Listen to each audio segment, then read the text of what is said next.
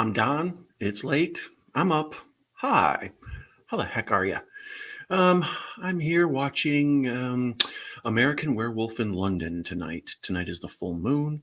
Um, I right before the show went on, I had a bit of an allergy attack, so we're suffering the sniffles. But I took some allergy meds, so I should be wide awake now. And I made sure to get a couple beers to balance that out too. So, since it's the full moon and we're doing comfort food movies the last couple nights, I decided this time, what's a better comfort food movie during the full moon than the best werewolf movie there is? So, I know some would say the original old black and white Wolfman with Lon Chaney Jr. is the best, but to each their own. Some would say Wolfen. I'm sure somebody out there is a big fan of Underworld or something. But that being said, I thought we would watch what I think is the best werewolf movie ever made. Wow, how did I get big here? Oh, there we go. Okay, sorry, I zoomed in unnecessarily. But I found it on pretty much darn near every channel there is. I found it on Plex. I found it on Tubi. I'm going to watch it on Tubi. It's also on Freevee through Prime. So if you're a person who likes that, hey, Sean, our friend, is here. Cinephile Sandy. Good evening. Perfect timing for this since I can't sleep and really wasn't sure what to watch. That's exactly what I was thinking. I have a handful of movies set aside on my queues in different streaming sites. And I had a handful, a couple of ideas of what I might watch tonight for, like I said, I've been on this comfort movie kick. And tonight I decided, since it's the full moon, I went outside earlier to start my car and I saw just like the sky lit up with the full moon behind the clouds and everything. And I was like, you know what? It's been a minute since I've seen this wonderful film. So let's watch it with you guys. And then tomorrow night, things are in the work for my friend Larry, the Horror Cat Dad, who I co-host Into House with. He's supposed to drop by tomorrow, and the two of us are going to watch Aliens. So I wanted to mix in a little bit of horror or werewolf or something with this streak of comfort food movies. We did RoboCop the other night, then Roadhouse. Last night, I tried to do a late stream of Batman '89, but I was having nothing but internet issues. Even trying to set up the stream, it dropped out on me. So I just got mad and went to bed and was being a pouty baby. It was a full moon. So tonight, I thought we would watch this. This is easily my favorite werewolf movie, but I know, other people have favorites. So be sure to put your favorite in the comments or in the chat. Speaking of chat, let's see what we got going on here. Angry Kid 82 totally did not connect full moon to this movie. Welcome, Angry Kid. Let's see here. Donnie Boy, what up? Hope the waves are decent. Shaka, brother. Spicy 4K action. Our buddy Spicoli is here. Hello, Sinfile. Hello, Mayan. Welcome, dear. Thank you for joining me. You are. It wouldn't be complete if you weren't here. Mayan also says shout out to Larry. So I don't know if Larry's floating around the chat and they're hiding it from me. That's one of the things I hate about this. The way the YouTube chat system is set up. It's like, well, top comments are live comments. It's like, there's usually less than 20 people in here, so it shouldn't be too hard to make sure I see everybody. But if somebody slips by and I don't see them, I apologize. Folks are saying hello. It was nice to see y'all. Yes. So like I said, this is probably my favorite werewolf movie of all time. I saw it not in the theater, but later on cable. When I was a kid, it used to be on in the middle of the night all the time. I find, as far as werewolf movies go, it's got like a real almost epic flow to it. There's a journey, it's not just guy gets bitten by a werewolf, guy freaks out, guy attacks some people, guy gets killed, the end. This has got a whole thing with, the people that he has killed and them like torturing him, like as spirits of the beyond, kind of almost, they haunt him literally. He can't sleep at night because he's haunted by the people he's murdered. And it's got this whole thing with, being isolated out in another country and not knowing anybody. I think that's something that the original Lon Chaney Wolfman doesn't really touch on, obviously. They remade the Lon Chaney Wolfman with Benicio del Toro. It's decent. You kind of need to see the old school black and white one to appreciate the del Toro one. But they were trying to make that part of that whole Universal Monsters universe thing that they couldn't get off the ground. That kite just crashing into a field every time they'd try to run with it. But yeah, we'll get started here in a couple of minutes. It's 12:40 Central Time. So obviously 1:40 Eastern Time. So if we watch this, it's an hour and 37 minutes. I'm gonna watch it.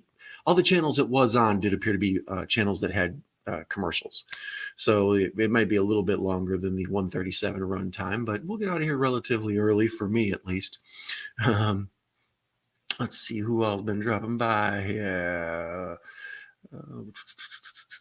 Oh my goodness. Angry Kid 82 is Pablo. I didn't even realize that. I apologize. Hey everybody, that's my friend Pablo. We've been buddies on the internet for a long time. He's good people. Super talented artist, musician, dog owner, dog lover, great guy. Wonderful person Pablo is. So yeah, PA is my guy. So be sure to welcome him like as you would anybody else. Oh, he's not here. I was saying yay for tomorrow. Okay, good. I was sorry, man. I was worried Larry was here and I was ignoring him. I can't be ignoring my guy. I own this movie thanks to Sean. This is a good movie to own. I think I own this on VHS, 2 versions on DVD, and then a Blu-ray of one of those DVD versions, but it's got like a funky cover or whatever. Aliens tomorrow is going to be at 8, Sean. One of the 8 Central. So we checked. We saw that you're doing Demons 1 and 2, a double feature tomorrow night at 7. We wanted to push the stream back till about like 9 or 10, but Larry has to get up for work early. So I recommend all of you check out Demons with Sean and Juno on his channel, and then if after Demons 2, pop in and say hello, or otherwise flip back and forth. But yeah, Cinephile Sanity will also be going tomorrow with a double feature of Demons 1 and 2. That was the only negative to going tomorrow. But I couldn't watch. I was in the mood to watch Aliens in this group of films that I find to be like my lifelong comfort films. Aliens is just awesome. So I knew Larry wanted to watch it with me, and he and I have been watching. We watched both Predators, and there's been talk of doing Alien versus Predator and some of the other stuff in there. So I wanted to make sure I watched Aliens with Larry. It's pretty damn awesome. Sarah Campbell is here. Hello, Sarah. Sarah is awesome. If you're not following Sarah on Instagram, that's the spot. Sarah's always got something cool going on. She's a cool concert or good weather or something cool going on with her page always. It's always a good watch. Yes, it is such a good movie. Oh yeah, I sent this one to you, man. I found it in that app I told you about, Don Fossum Horror. Internet buds with blue hearts, exactly. PA's good people. I'll be here for Aliens and there for Demons too. Yeah, bounce back and forth. Recommend, do a raid at any point if you're joining us, and at some point we all get together and run over to Sean's and say hello. Generally, I try. One of the things that's good about doing my show so late at night is I rarely ever bump up against anybody else. But yeah, like I say, sometimes we got to make adjustments to have guests on because not everybody can be up in the middle of the night and at least be awake to talk. Man, hope that her kids allow her to. Spicy wants to know, am I still in Wisconsin? Yes, I am. I am right outside of McGuanago. So, if you're a big fan of the Wisconsin area, although I was just over in Edgerton a couple days ago, and I'm still planning a trip over to Mineral Point. So you go ahead and get your Wisconsin map out and put the red yarn to connect the movements of Don. Reading movies. Good morning from the UK. Good morning, Reading. Nice to have you here. Okay, I'm going to be doing Demons movies on the Hatchet Boys channel. Okay, so it's on Hatchet Boys. I was under the impression it was on your channel. So this is what happens when you're not all that bright. You don't pay attention well. So the Hatchet Boys channel around 8:30 Eastern after Mr. Morrow's stream. Okay, so yeah, you are going to go a little bit later than 7:30. Yeah, gotcha. So, well, then if both of those movies are 3 and we start at 8 and we're done by like 10:30, I might be in at the end of Demons. I might be there for the beginning of Demons and then at the end of Demons 2. We'll see. Focus, Don. Focus. Exactly right. I get so easily distracted. It's probably being a simpleton. Speaking of simpletons, we're approaching. It's 12:46 now, so I'm going to get started on watching this film right here. Let's get it started back to the beginning where it's at the black. Because we're going to watch it on Tubi, there will be commercials. Like I said, it's also on Freevee, Plex, the Roku channel. It was pretty much everywhere except for somewhere that wasn't going to show it to me with commercials. So what are you going to do? I feel like this is about as perfect of a middle of a night movie as there is. This is the type of movie I can't watch at 4 in the afternoon or 2 in the afternoon. Like this one I need to watch while the moon is out, preferably the full moon. So I'm going to go ahead and press play. The Universal logo is coming up, the little world spinning. And, our friend Brian's Masks is here. Hey, Brian, nice to see you. Welcome, my friend. Sarah says it's 2:45 a.m., so no guarantee she'll make it through the whole movie, but she's here in spirit, and that's all we can ask. Let's see here.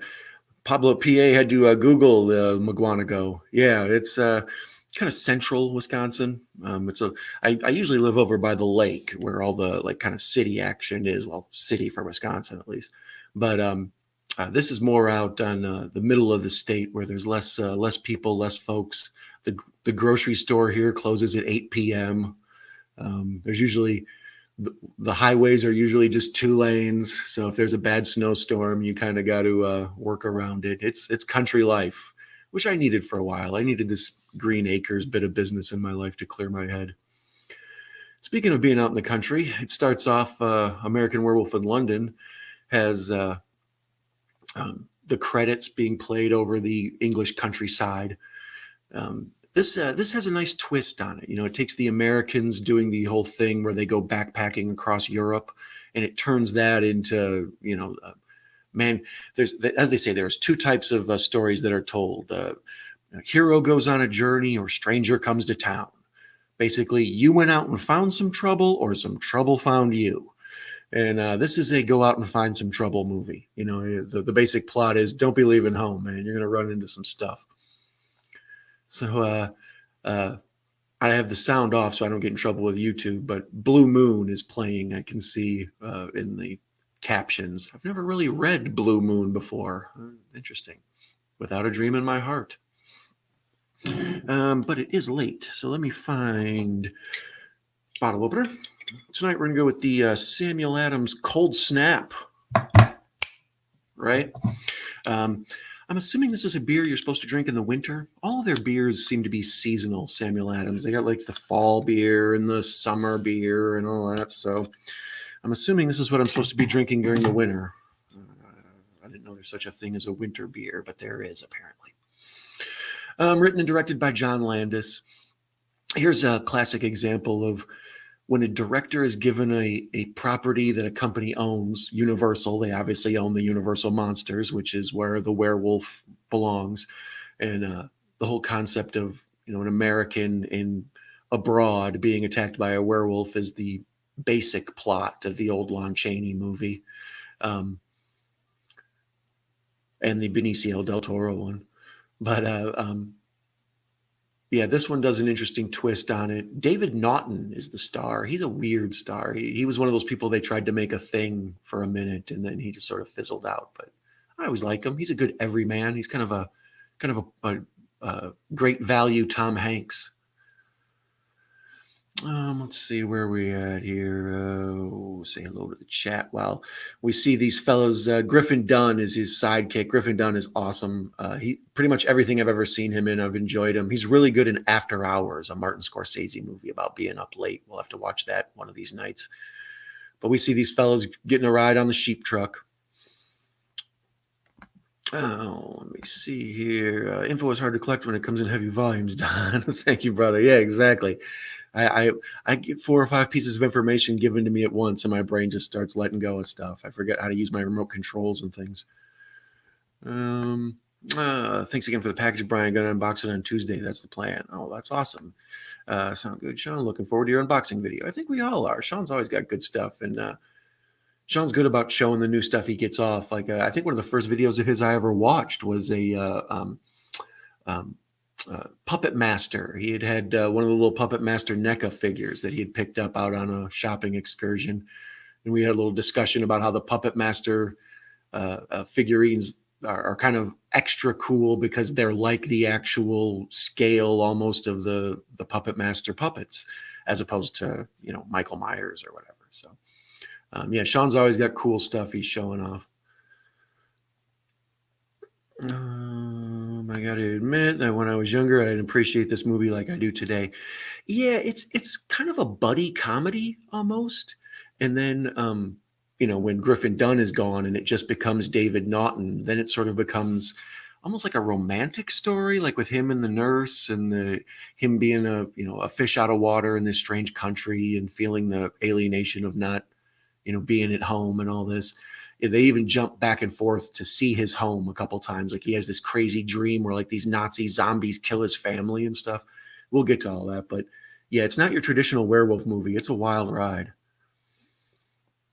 Mr. Chabot is here. Hey, you're almost up to 1995 in your memoirs. That's right. For those of you who don't know, my friend Anthony Chabot is currently working on his memoirs. He's also a fantastic YouTuber on the road to 2K. Arguably, some would say the world's greatest YouTuber. So cheers to Anthony.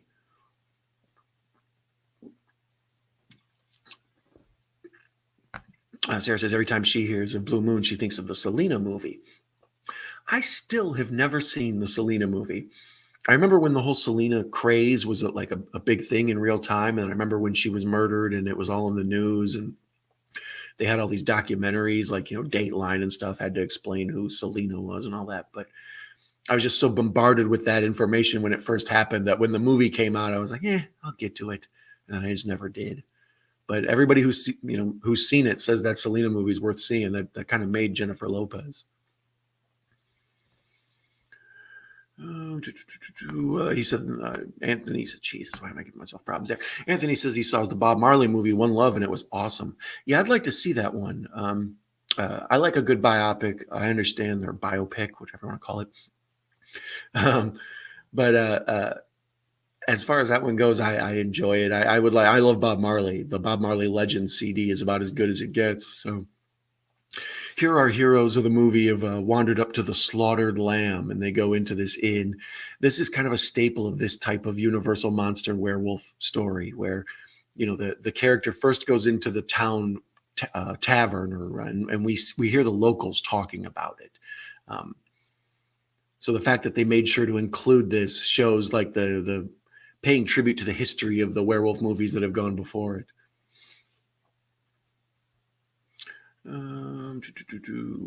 Sean says David Naughton has a small part in John Carpenter's Body Bags. Yeah, who is he in that? Was he the guy that? Oh no, that was Sam Raimi. I was going to say the guy that not David Carradine, Keith Carradine, the one from Revenge of the Nerds, the gas station segment. We need to watch Body Bags on the channel. We were talking about it the other night about what a fun oddball movie that is, but it's been a minute since I've watched it. Diana Gillen, welcome, Diana. We taped this great movie off TV years ago, commercial free, and watch it often. Yeah, that I believe I probably watched it a bunch on cable. It was a late night, like HBO, early HBO in the 80s. It was one that was frequently on. And then later on in the TNT, TBS late night movies with Joe Bob or Rhonda Shear on USA or whatever. This is the type of movie they would show there always. So I've watched it in many different ways. 95 was a great year for movies. I agree. Hello, Diana. Oh, Pat Master. Nate is here. Don Mega. Thank you, Nate. I'm glad my guy is here. Nate's the homeboy. You can never go wrong with my homeboy, Pat Master.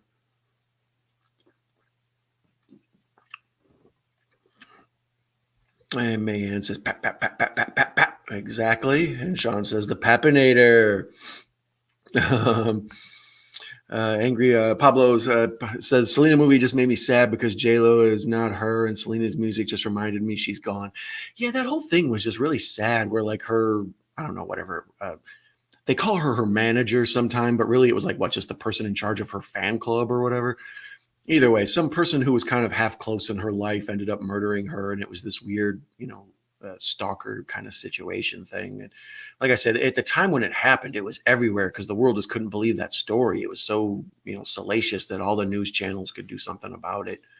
But yeah, Selena's music, I know, especially in the Mexican community, Latin community, I should say, just they love her, and understandably so. Very talented. Man loves body bags. Of course you do. Yeah, body bags is good. What? Why am I drawing the blank on the Here, he says it right here. Sean says he's the guy who leaves his credit card behind at the gas station. Exactly. That I could remember him in the gas station segment. I just couldn't remember what he did. That's the one where we see that Keith Carradine or whatever, that he has he's wearing the gas station attendant outfit, but then we see the employee of the month is the actual gas station attendant is Sam Raimi. Like there's an 8x10 of them on the wall. That movie's just filled with like little weird cameos and stuff. I think it was basically the seeds that ended up creating Masters of Horror. Like John Carpenter had some sort of overall connection with the Showtime people, or I don't know, maybe his management had some sort of connection to the Showtime people. So their first attempt to get something going was body bags. And then when that never got picked up, they later on came back, I don't know, 5 years later or something, and did Masters of Horror. So I recommend checking those out as well. So now things are getting tense in the pub. The folks here, they kind of know that these dudes are in trouble. So as they're leaving, they just flat out tell them, hey, God be with you. All right. And they're arguing now about not wanting them to go because they just know, like, on one hand, they don't want dudes there because they're total like prime target for werewolf. But at the same time, it's like, we don't want you hanging out here by us. Like, beware the moon, lads. Yeah. Stay on the road. This is good advice. I love the hair segment. Welcome, Ben Grimm. Yeah, that's the thing with body bags. It's got those three, it's a nice trilogy of anthology horror there. The hair segment with Stacy Keach is really cool. It's got, I'm convinced there's this thing called Morgellons that people get freaked out about, and they think they have weird like snakes living inside them. And I think a bunch of those people were probably influenced by seeing body bags, whether they know it or not. Let's see here. Zach Harris says the leads are going to be at Frightmare Horror Convention in Irving, Texas in May. Well, first of all, welcome, Zach. That's nice to have you here. And secondly, yeah, I didn't know that they were going to be at the Frightmare. We also have Flashback Weekend here in the Chicago area. And I know each little area has their own one. I saw the Flashback Weekend stuff here is going to be all the thing this year. So apparently the Frightmare Horror Convention is going to have the American Werewolf in London folks. Like I say, Griffin Dunne and David Naughton, they work well together. They're like a fun, just early 20s dudes out backpacking across Europe having adventures. It's kind of like Hostel, except not as, that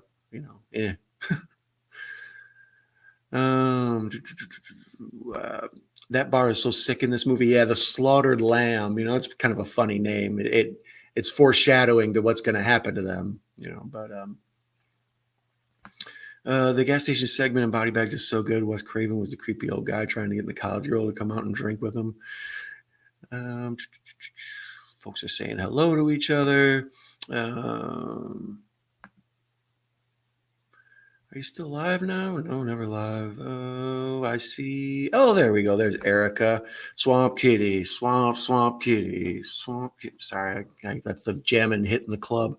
My friend Erica, she's awesome YouTuber. I recommend you check out her channel. She's always she's got something good going on, especially for fans of horror, as you can tell by the name EA Horror. But Erica's also just started Instagram yesterday. So, well, she had one before, but she canceled it, and we talked her into coming back. So make sure to find Erica on Instagram and follow her and tell her how great she is. Yes, this looks like everybody else. Oh my goodness, Sean says, happy birthday, Erica. I was unaware that it was Erica's birthday at any point recently. So my apologies for missing your birthday, Erica. I don't know. I couldn't think of anything that didn't sound horrifically dirty when I was going to make a comment about the swamp. So yeah, never mind. I'll just drop that. Let's see here. A lot of weather we've been having lately is such a good line from this movie. Wasn't it taken from an older movie? A lot of weather we've been having lately. That is an awesome line. I don't know if that's from another movie or not. I know the original old school black and white, the Wolf Man with Lon Chaney Jr. Larry Talbot is his name in that. And I know that's got a lot of like witty, old school black and white movie dialogue in it, but I don't remember that line specifically.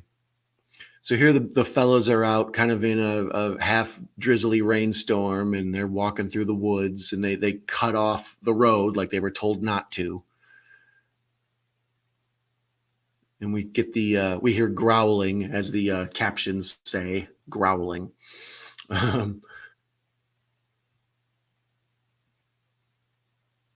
Yeah, they can hear the wolves circling them. The sound design on this, I always remember, is really good. Depending on the VHS version, the sound design wasn't good because it was all mono or whatever. But yeah, this guy with the in Blu-ray or DVD, the wolves circling around them, if you have a good stereo system, is really good.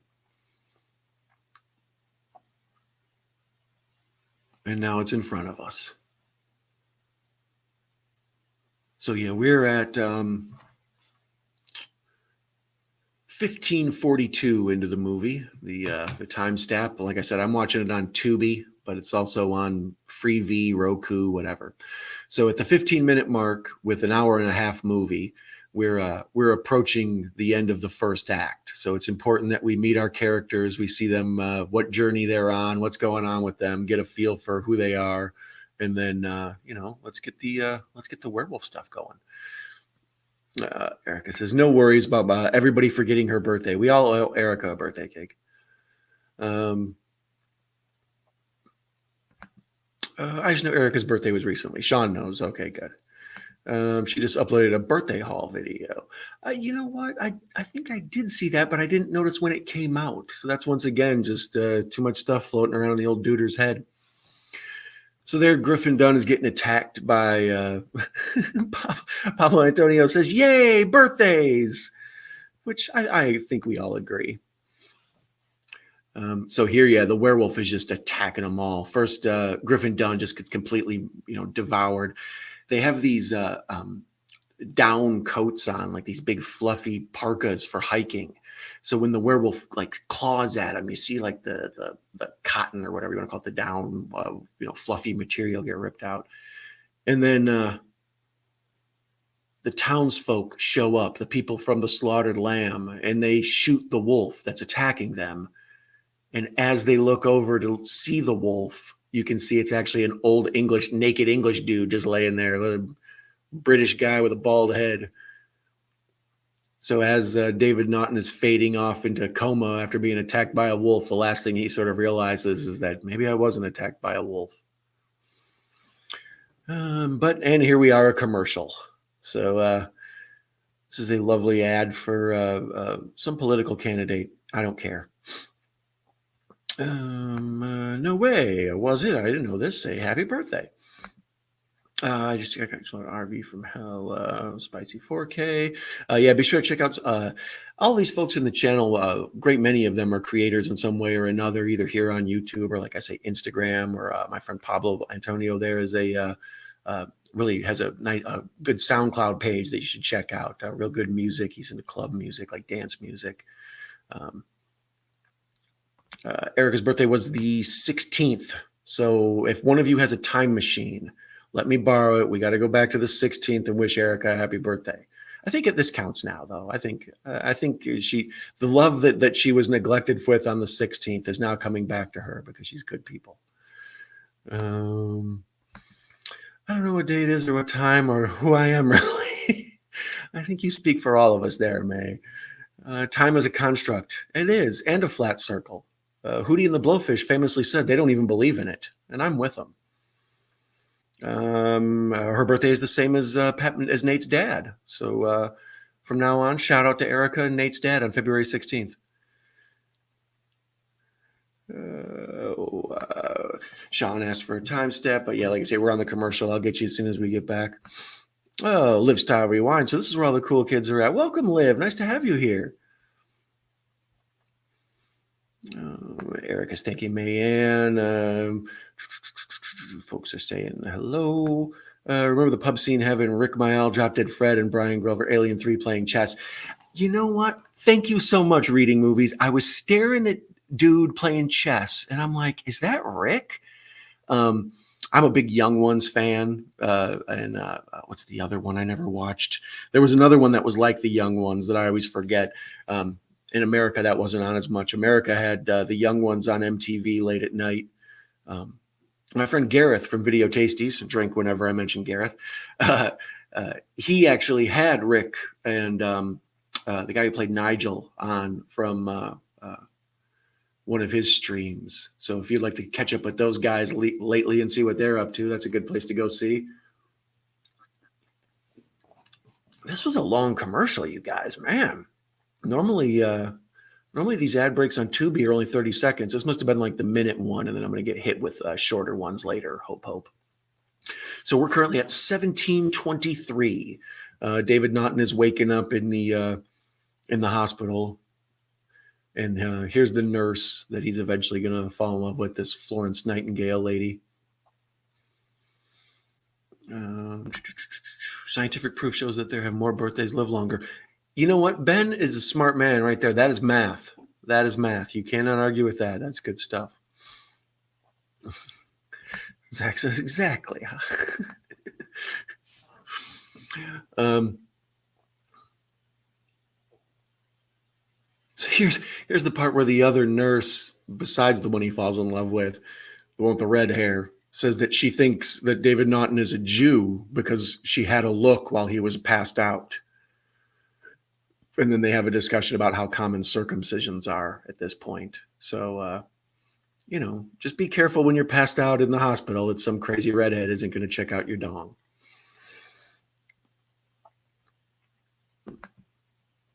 Child's Play 2. Taco from Hell. I have no idea what you people are talking about. But, yeah.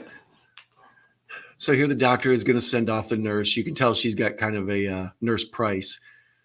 She's got kind of a thing for him.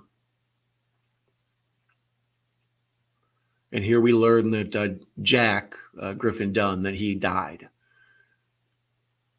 He was murdered by an escaped lunatic.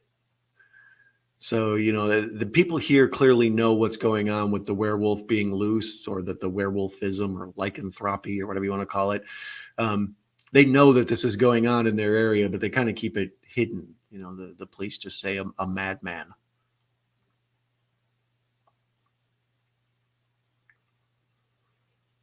Now we're getting wolf point of view.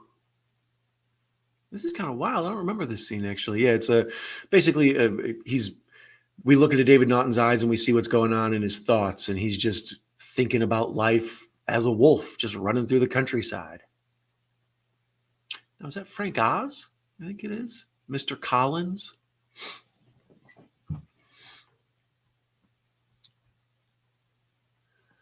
Ain't no Nurse Jackie.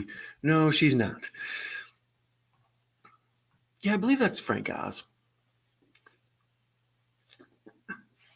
Voice of Yoda. And longtime Jim Henson collaborator. I believe he's the original voice of Kermit, I think.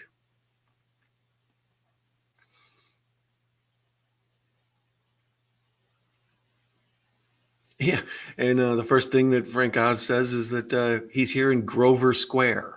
So, yeah, good for you.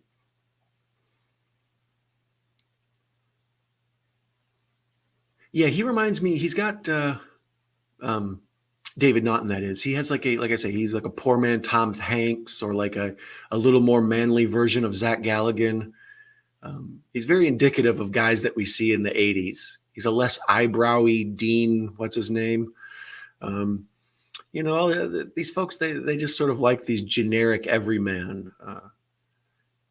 Very easy for the audience to kind of pick up on riding along with them. They're not too offensive in any direction.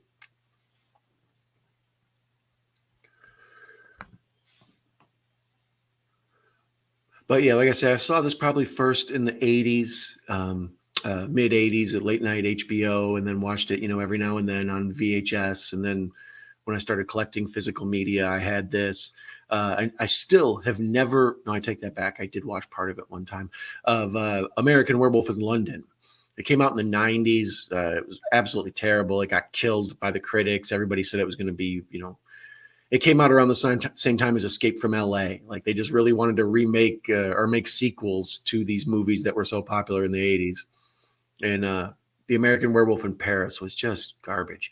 I believe at one point they like bungee jump off the Eiffel Tower or something, but it's real just an excuse to try to like put out a 90s soundtrack with alternative bands in it. And the plot itself focuses too much on dude bros instead of sort of werewolf stuff. I barely remember it because I did watch it once. I was taking pride in myself for never have seeing it, but as I said that, I did remember that one night it was on late on cable and I had it on for a little bit and I was like, yep, just as bad as I thought it would be.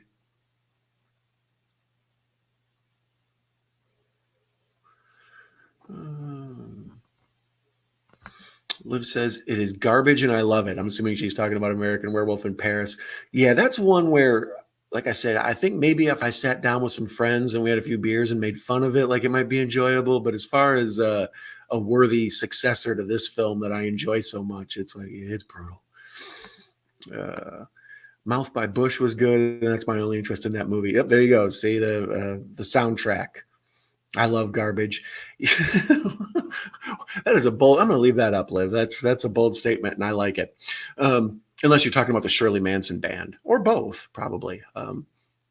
But yeah, I love a good bad movie as long as I understand it's a bad movie. The only problem is because of trying to learn how to make film and understanding film history and how films are put together and stuff. I often have trouble making fun of some movies, like where people take no money and they make a low budget, but there's little hints of brilliance there. I can't crack on them. But when they have these endless budgets and, Universal is backing it or whomever, and they have the big soundtrack and they have big stars and stuff, and it still stinks. It's like, you guys had every opportunity in the world. This is your fault. This movie sucks. Russell says, our friend Russell is here. Hey, Don. Hey, Russell. Now our folks are all saying hello to Russell. Have you folks watching along seen this one before, or is this new to you? I'm always surprised at stuff that I feel like people everywhere, like everybody's seen this. And then you find out it's like, no, only a handful of people have seen this. So now here the police are coming to it and interrogate him, talk to him, whatever, question him while he's in the hospital. We're at the 24:16 mark.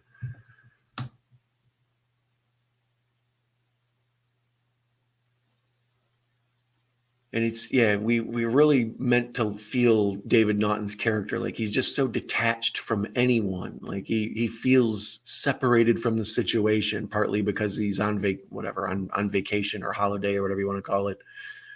But it's an interesting study in that aspect of it, like the isolation of it. And there he even says, my sanity is more that I'm worried about than my wounds. And here we see his naked ass running through the woods. A good place to get in. Let's see here. Totally agree with that sentiment. Let's see. Zach says, Microwave Massacre is a bad movie. Real hot garbage. I've never seen Microwave Massacre. That sounds like one I'd be interested in. Mainly because we've all got a microwave and they're scary. I've seen a bit of it, not entirely. Yeah, that's how I think most people are. They kind of know the main plot points. They know the guy gets bit, and then they know that the people he's killed like kind of haunt him and encourage him to kill himself. There's kind of this weird purgatory thing where the people he's killed can't move on to the next life as long as he's still alive. It's like a strange bit of werewolf lore that doesn't really exist in any other werewolf movies, but it adds cool stuff to this one, especially Griffin Dunne. Like every time we see him, he's like deteriorating more and more. And Russell says, hey, EA. And I say, yeah, because it's an anagram of yeah. See, it's Liv says, always good to see you, Russell. Yeah, Russell's an awesome person.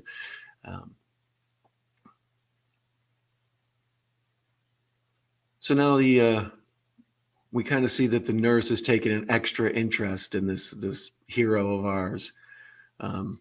What is his name? I keep calling him David Naughton, but it's I always confuse him with Jack. But Jack is the Griffin Dunne character. David Naughton plays David Kessler, so he's David. Okay, so it's Jack and David.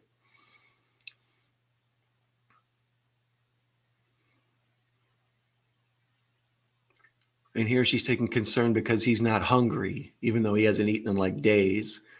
So we kind of are getting we're getting an understanding that his diet is changing.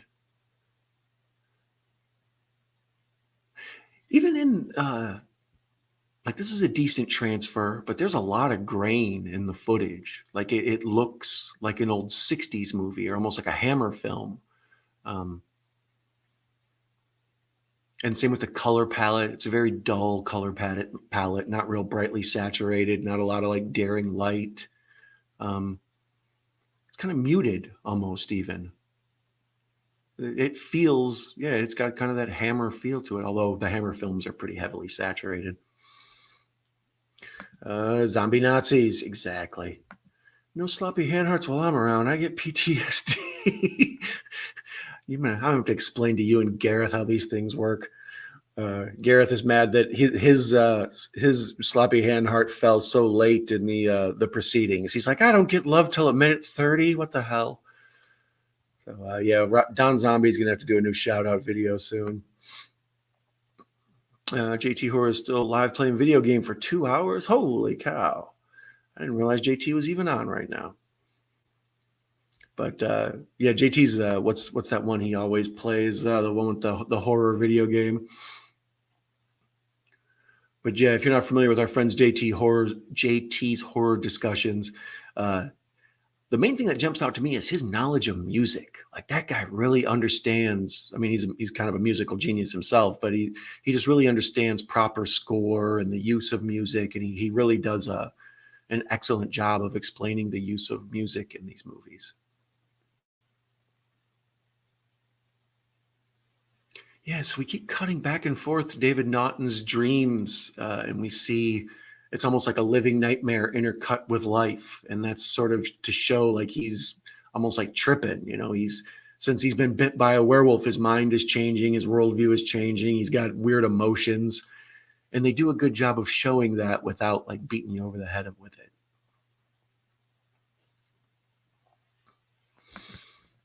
Nate says Don Zombie is our hero. Nate, you get a girl for that one. I appreciate you, buddy. Oh, don't get me wrong. I love Count to Fuck with all my heart, but I need Don Zombie to acknowledge me. Man, you get 2 scoops of tutti frutti ice cream. Yeah. So there was the awesome scene where they're at the hospital beds in the woods, and there's all this like fog, and the nurse walks up, and like I say, it's this surreal dreamscape sort of thing, and David Naughton turns into like this crazy, almost like Salem's Lot type vampire face with like a blue face and big scary teeth. A lot of times you see that in the promotional imagery. The photos for this, there's so many little like just like classic images. You know, there's not a lot of quotable lines from this movie, but like I say with zombie Nazis or with the Griffin Dunne decaying before us, or the yeah, that scene there with David Naughton with the weird zombie thing. It's kind of a cool shot. That's a split screen. The nurse is on one side of the screen reading, sitting next to his bed, keeping him company. So we learn how much she's kind of fallen for him. And then we see him on the other side of the screen. But they're both in focus and they're sitting somewhat apart. So most likely that's a split screen shot. And then somewhere down the middle, they've cut the screen. Brian De Palma does that trick a lot. Let's see here. Drag Mid Hell was a blast. Great crowd in chat. I saw Drag Mid Hell was on earlier. Ginger Ninja and who else was on there? But they were breaking it down earlier, and it was live. And I clicked on it to get in at the end, and it had already gone off. So I need to sit down and watch the replay.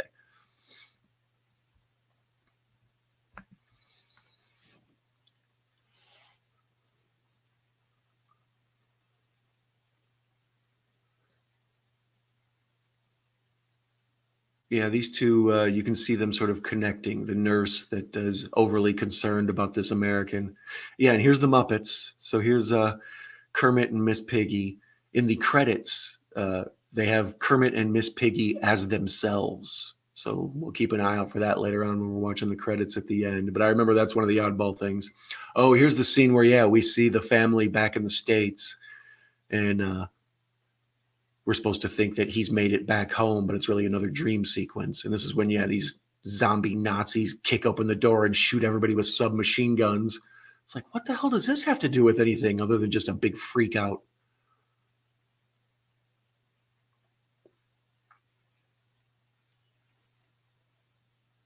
Normally, that's a pet peeve of mine in horror movies, though, when they show you crazy imagery and you're like, oh my God, what is happening? And then they like somebody wakes up from a dream.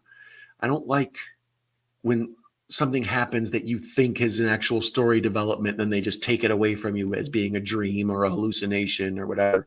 I think that's a cheap movie trick. Here, I don't mind it though. It seems to work.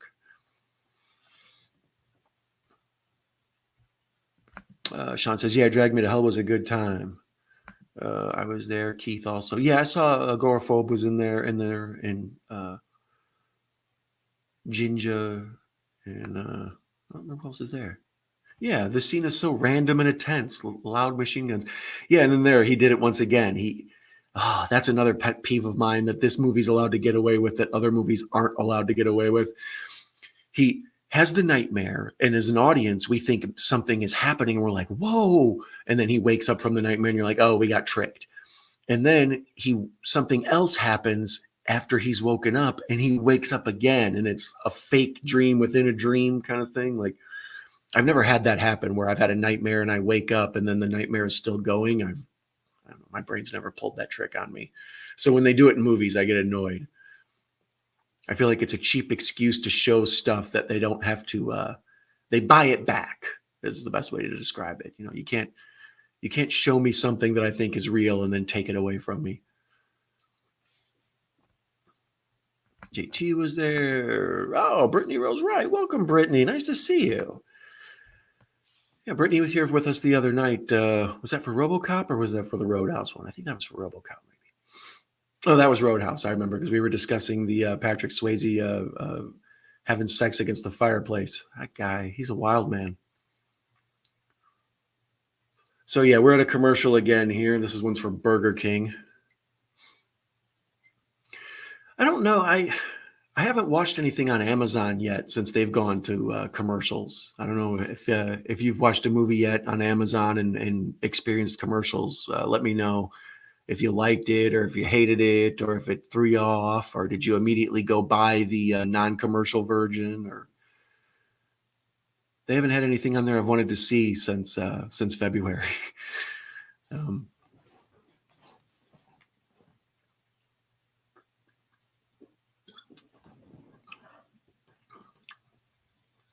let's see here. Pablo Antonio says he has watched a movie on Prime with the commercials and it's annoying. Russell, Tex, how are you doing, buddy? Nice to see you. Smart guy. I like Russell. Um, let's see here. Wakes up like, holy shit. Yeah, exactly. When when they do that in movies, normally it annoys the hell out of me. This is one of the only times I'm okay with it. It's like the fake out wake up, but then another fake out wake up. It's like, man, how deep are we into this Inception?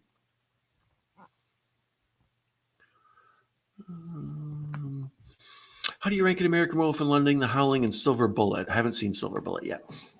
I personally like American Werewolf best, Howling second, Silver Bullet third. But as far as the Mount Rushmore of werewolf movies go, they're probably all on it. I think American Werewolf and Howling and the original Lon Chaney, the old black and white Universal. And then, yeah, your fourth spot on that Mount Rushmore can be Ginger Snaps, Silver Bullet. What else is a good werewolf movie? In the Company of Wolves, a lot of people like. Werewolf movies, they're kind of weird. Everybody knows werewolves and they're all familiar with them, but there's just not a lot of good werewolf movies. what's the one? I think it's called like the Wolf Must Die or the Werewolf Must Die or something. It's on Tubi. Basically, it's like an Agatha Christie dinner party, and somebody at the dinner party is a werewolf, and they have to like figure out who's the werewolf before he kills everybody.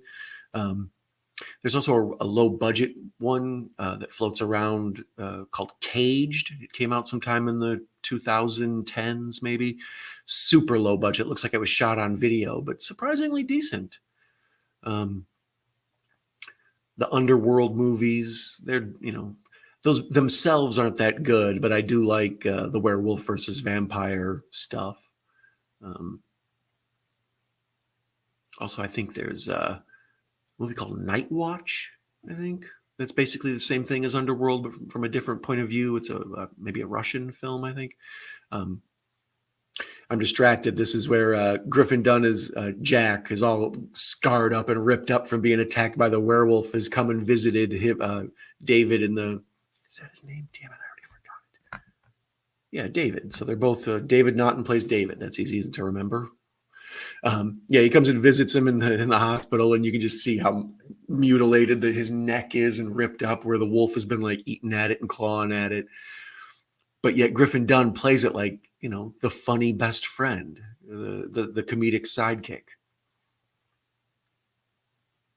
Good dark comedy. Anyone here like Cursed? I have seen Cursed. It's been a minute since I've seen it. That's is that one Wes Craven? I don't know. It's been a minute, but I like Cursed good enough. It had too many pretty stars from the early thousands in it. They made a lot of those horror movies in the early thousands and early teens, where they just took the prettiest people from whatever TV show was on at the time and sort of threw them in there. And the casts are very just young and gorgeous. It's Beverly Hills 90210 horror. But I'm a fan of any werewolf movie. So yeah, Cursed is decent. Let's see here. Russell says there's not a Canadian Alamo. This Russell says he prefers The Howling. The Howling I like a lot because it has I don't know if you've ever seen Network. It's kind of got the same deal where like the plot of Network is they think this guy is eventually going to like commit suicide on the air, and they let this crazy person come on the news and talk. So in The Howling, it's about a reporter, and then there's this famous scene where they wolf out on screen on the news. So The Howling also gave a start to Rob Bottin, I think it was, the famous special effects guy. Sean says he likes Howling first, American Werewolf, then Wolfen, Silver Bullet, and A Company of Wolves. Yeah, Wolfen I didn't mention. Wolfen's pretty good. I like The Howling better than Wolfen. But to me, this one and then the Lon Chaney, those are my two top tier for when I think of the Full Moon Werewolf. Those are the two I think of. Also, my buddy Jim's Retro Emporium, who's a UK streamer, he had messaged me earlier, and he was like, "Man, one of the only nights I'm awake late, and you're not streaming." So this is mildly. Not only is it a full moon outside, but this is also a shout out to my boy. So Ben Grimm says Bubba the Redneck Werewolf. I've never seen that one. Wolf Cop 1 and 2. I have seen Wolf Cop 1. Sean says he's only seen the Wolf Cop, but he liked it for what it is. Yeah. If an American Werewolf in London, is it a London werewolf? Good point. I think that's a good semantics question, Nate. I think you've got me. Wolf Cop 2 is a Christmas movie. By God, those people, they're geniuses, I tell you. The end of The Howling is really the only part I enjoyed from it. The characters just didn't do it for me. From a young age, I had a bit of a crush on D. Wallace Stone. So, but yeah, I understand. And then The Howling 2, my buddy Professor Macabro and I have discussed several times of just how absurd it is. Just, it's a decent enough werewolf movie because I like any werewolf movie, but the whole thing is just based around boobs. Might just be Pap. PA laughs about Wolf Crop. Hey, Pap, the man, the myth, the legend. Yeah, everybody loves Nate. To know Nate is to love Nate. Sean watched the film Company of Men Wolves I mentioned last night after Jason's stream on YouTube. Yeah, Company of Wolves is a weird. You want to talk about a dream movie? Like it just feels like the whole thing take place in a dream. You know, the story as it unfolds kind of goes through time. Like at one point, there's a carriage that passes a Mercedes Benz and stuff like, or is it a Rolls Royce, whatever. But like, yeah, it's a surrealistic adventure, but it's got a Red Riding Hood thing to it. Um, Waxwork, the first one, I believe it is, has a segment in there that has a decent werewolf story. Um, Yeah, we talked about Ginger Snaps the other night on the chat too. I really dig that one. I thought that was a smart werewolf movie because um, they used kind of the female coming of age story and then use a werewolf to tell that the body transformation kind of stuff.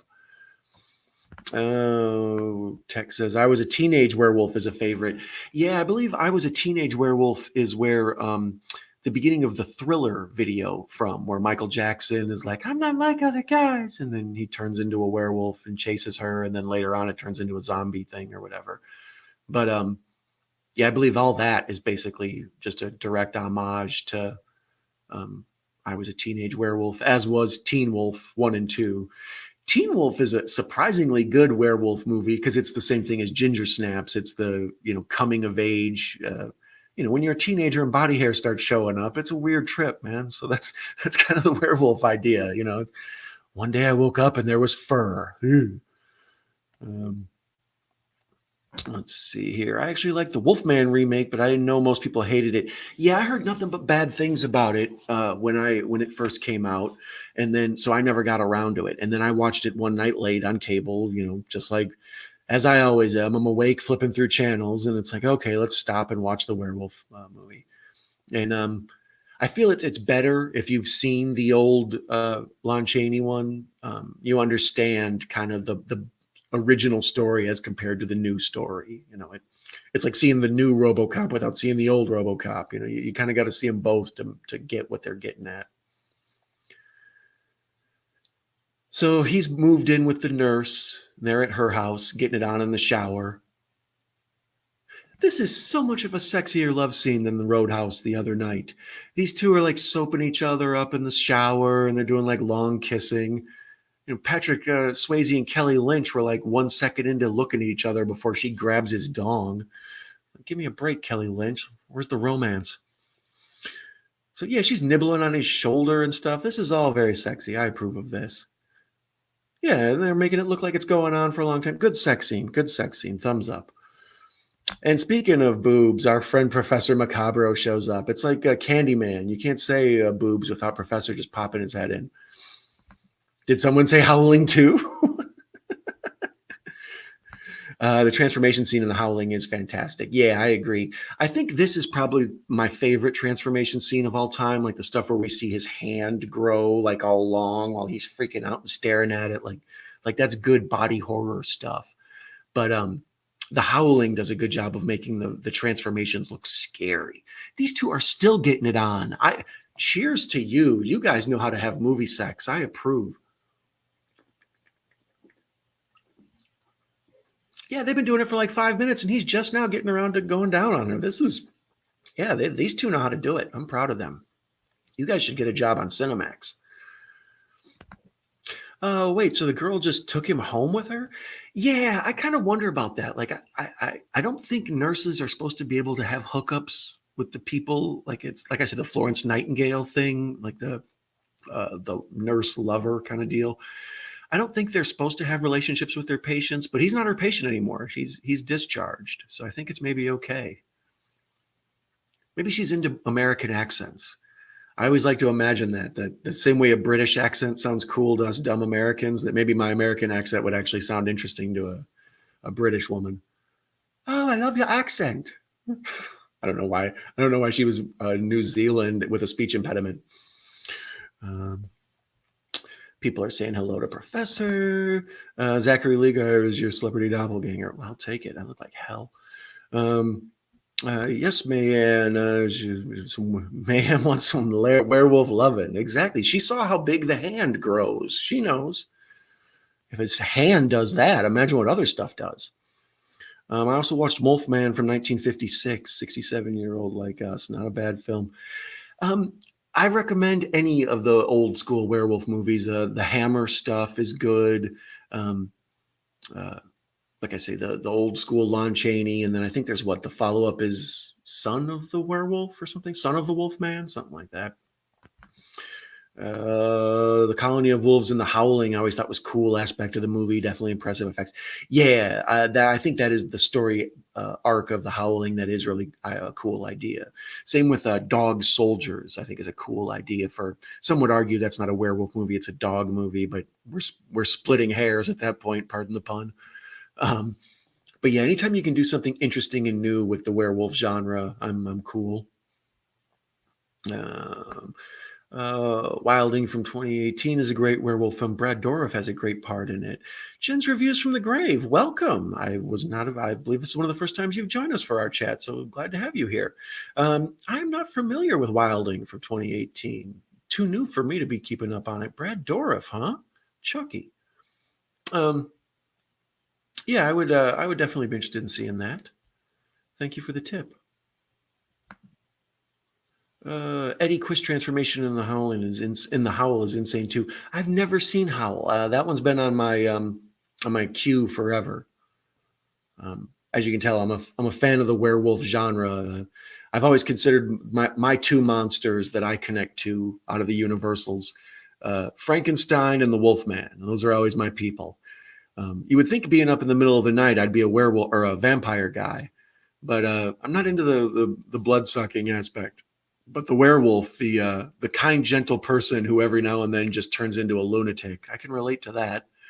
And then Frankenstein, yeah. If anybody's ever seen me walking around in public, they understand that one. So here's Griffin Dunne comes and meets him in the middle of the night and is explaining to him that he has to kill himself. And we've already established in the first act that he has these nightmares and that he's living almost in like a waking nightmare. He's going back and forth between reality and fantasy or whatever you would call it, emotional guilt, I guess he's suffering from. Like, is this a manifestation of his guilt for what happened to his friend and all that? So you sort of feel like he's losing his mind, is what I'm saying. It's, if you thought you were a werewolf, you would have to question if you were crazy. And that's what he just asked her. Do you think I'm crazy?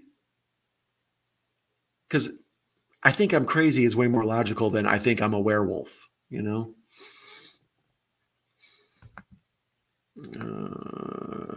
the Howling. Yeah. Gotcha, Sean. I went off on a tangent about how I haven't seen Howl, but he just got auto-corrected. Brittany agrees. I'm assuming she agrees with the long love sex scene there. I'll just put anything on her. I always had a crush on the sexy British nurse. Yeah, I like her because she's I hate to say it, Professor, she's a saint. She's Saint Nurse. Like, she has no flaws other than she's slightly creepy up front where she's stalking this patient. But beyond that, like, she's, she takes him into her home. She's nice to this guy who's like lost his best friend and is in a foreign country. She's got that cute smile. She's nice. I like her. She's, she's not overly sexualized, but at the same time, she's pretty sexy. She's good. Nice person to have around. Let's see here. Don't let us see that comment, Professor. Oh boy. Why do you think Esito says a British accent, man? Yeah, she does kind of have a British accent and kind of a Valley Girl accent. So we're getting ready to have another commercial here as these two are making out in bed. I like their romance. They're cute together. You guys, I approve. Yeah, she definitely just scooped him up and went home. Yeah, I appreciate that about her. Matt Pugwall. This is my friend and frequent collaborator, Matt Pugwall 316. Hi, Don. Awesome chat, people. I covered this film recently. So funny it kept the great Rick Mile quiet in pub because his accent is too Southern. Thank you for bringing that up. I often try to mention that to my friends in America. Like, I don't I rarely mimic a British accent because I understand that it has to be the same way an American accent is. Like, what is an American accent? The Chicago accent, the Texas accent, the New York accent, the Southern accent. You know what I mean? Like, it's such a varied place with so many different little affectations to the area that I don't understand all the different nuances to the various types. So my British accent would sound, a hodgepodge of a bunch of Cockney and posh and all this stuff. It's too garbled. But anyways, thank you for coming, Pugwall. Matt is a awesome guy, and I recommend all of you immediately follow that man. Ben Grimm says Mrs. Doubtfire impression was spot on. Hello, I agree. Maddie, Mayan, hey, everybody's welcoming each other. Do you think the zombie friend watched them make love for 3 hours for revealing himself?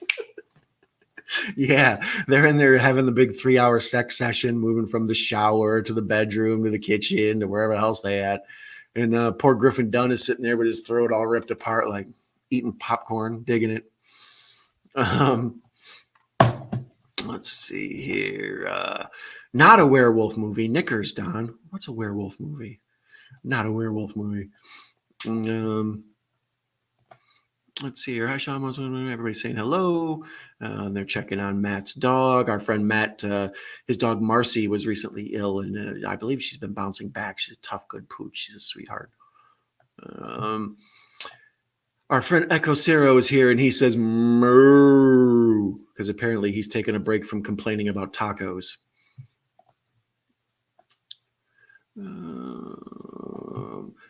The sound a werewolf makes is moo. I think you're wrong. I think your see and spell or see and speak from when you were a kid is broken. I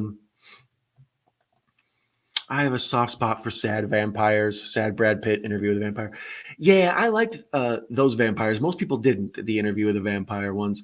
That was the first time I really gave thought to how hard being a vampire would be as far as like living endlessly. Like everyone around you gets old and dies, but you just stay the same age. And like they really do a good job of digging into that instead of what it must be like to have to live off of other people and all that. So now the doctor that took care of him has gone to the slaughtered lamb. Let's see, is Rick still in here? Yep, there he is, playing chess. No, now he's playing dominoes. So he's mixing it up.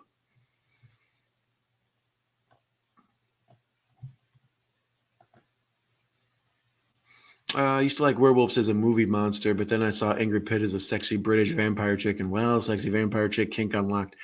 Yeah, especially the bride, the vampire brides, like in the early Dracula story, there's that part where he has kind of, the vampire brides. They show up in all the Hammer films, and they show up in Coppola's. Why am I drawing a blank? The Francis Ford Coppola's. What's the name of it? I'm drawing a blank of it. His Dracula. I'm drawing a blank on the damn dude who made it. But yeah, I could understand the white flowing dresses, the crazy hair. They turn up in a lot of stuff. I think they turn up in Salem's Lot also. Good. Marcy has turned around quickly, so she's a fighter. Of course she is. She's a cutie pie. 13 people in here? You sure it's not 3 p.m.? That's the thing, Sean. I try to cater to folks like me who are just, you, like everybody else here, is just someone that for some reason we're all awake. And it's like, I don't know why. And when I was a kid, Joe Bob Briggs, Gilbert Godfrey, Grandpa Munster, these folks would be on. I'd flip by and it's like, oh, let's see what Joe Bob's watching tonight. So, yeah, I try to always go for the Joe Bob crowd. Hey, y'all, welcome. We're watching An American Werewolf in London. Bram Stoker's Dracula. Jesus, my brain is... That's the problem with these 145 movie streams. My brain deleted Bram Stoker. I think it is, Sean. Yeah, they were talking about it. When he's seen his friend's decomposing corpse ghost, sounds odd to say, but is it because he got scratched by a werewolf? Yeah, it's... the movie kind of explains it better, but the way I've always taken it is when you're killed by a werewolf, you're cursed, like the whole werewolf curse thing going on. So you don't get to move on to the next life. You're trapped in this purgatory until the curse is broken by the werewolf that killed you is gone. I think the original one, they tell the story that it's like a pyramid scheme kind of thing. Like if there's a master werewolf out there, all the werewolf underlings, I believe, will die if you kill the head werewolf. But that's deep lore. But yeah, that's kind of the basic idea that anybody that David kills while he's a werewolf. But although, what's his name? Griffin Dunne was killed by the other werewolf, though. And then we saw that guy get killed. So he should be okay. So maybe he's just being like having a breakdown. Because later on, when he transforms into a wolf and he kills that young couple, the young couple starts hanging out with him. And it's kind of funny, like when they're suggesting different ways he can commit suicide and stuff. And they're like, have you tried putting a gun in your mouth? Like it's so like awful, but hilarious. Russell says, Dog Soldiers. Oh, so that's what you said isn't a werewolf movie. See, that's what I mean. That one people will argue over. Echo was never a kid. He's been this old forever. Yeah, he's part of the Interview with a Vampire curse. Where we at on the timestamp here? It is 52 minutes in, so we've got approximately 40 minutes left. 40 to 50 minutes left, depending on the credits. And here we see the doctor from earlier, who's kind of a stiff upper lip Brit. He has very little emotion, but now is like this detective thing. It's almost kind of like The Omen. He's going around and talking to these folks and finding out the story.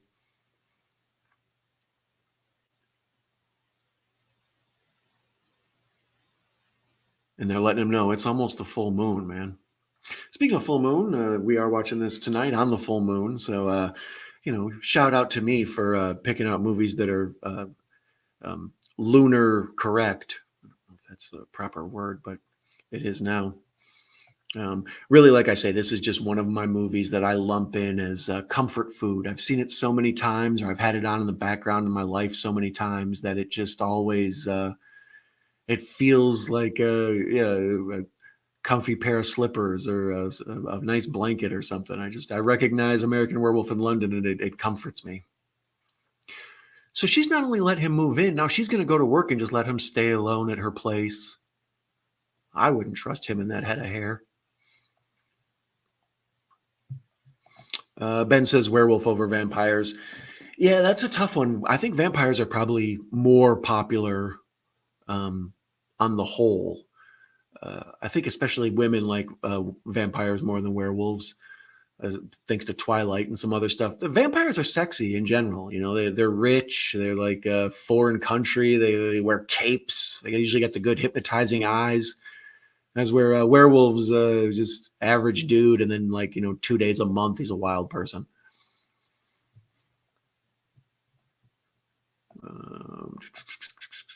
Alyssa Milano, Embrace of the Vampire sex scenes. I haven't seen Embrace of the Vampire. I remember it when it was out. That was when she was trying to corner the sexy market. Russell says he's a man with a kid's heart. We'll give it back. Brittany says she loves full moons. And she's in love. Yeah, right. So here he's alone in the house, and he's kind of looking in the mirror and doing the werewolf faces. He's like going at himself. He's sort of mocking the situation, wondering, like, I feel like I'm a werewolf, and I know that's insane, and I don't want to talk to anybody about it. And for some reason in her bathroom, she has a giant painting of a turkey. So for those of you who've been in on our episode 4 of Into House, which happened with my buddy Larry the other day, we had a long discussion about wild turkeys. And then my friend Macabro in the chat there, Professor, he made a trailer for a horrible turkey movie, Blood Gobble. So I recommend going to the Professor's channel and checking out Blood Gobble, or if one of you moderators wants to post a link to Blood Gobble in the chat, that would be awesome. Yeah, he had me cracking up.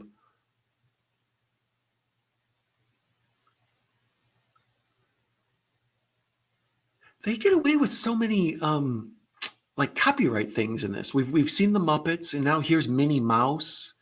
And yeah, there's things that I would think that like lawyers would have stepped in. That's one of the things that jumps out at me about The Shining, is when uh, there's all this stuff on the door, like Snow White and the Seven Dwarves, and I think Mickey Mouse might even be on there, Donald Duck and stuff. Um, Normally, there wouldn't have that type of freedom to use someone else's intellectual property in a movie like that.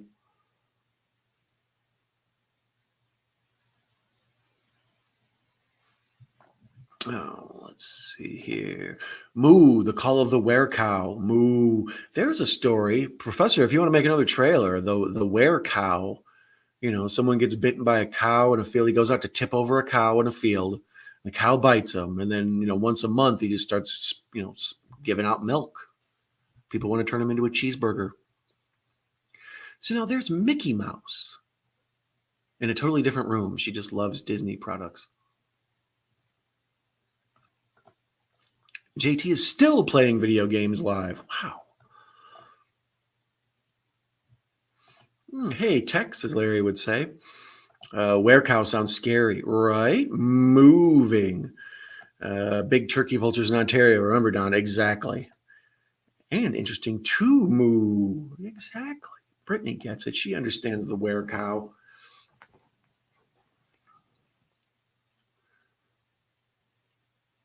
Her house is very like late 1970s. Like her apartment is just she's got beads up going into the kitchen. She's got an Afghan on her chair. But I like this. It makes her. There's Donald Duck too. Yeah, I don't know how they get away with all this. They do a good job of making this house feel lived in. We talked about that before, where at a certain point in the 70s and early 80s, they made the homes of the characters look like a real home, like people lived in it. There was like stuff scattered around and, just things, as opposed to now where they try to make everything look very clean and aesthetically pleasing. The homes don't look lived in unless they want them to look bad. And we're at a commercial, of course.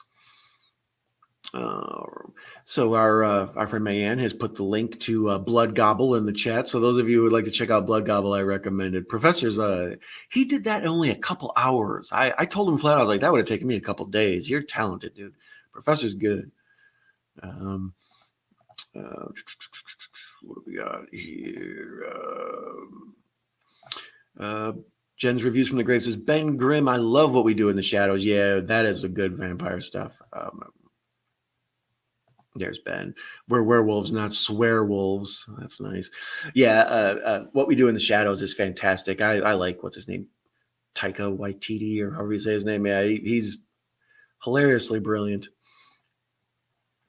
So yeah, there's the link to Professor's video. They probably paid for the licensing for the Muppets in the movie.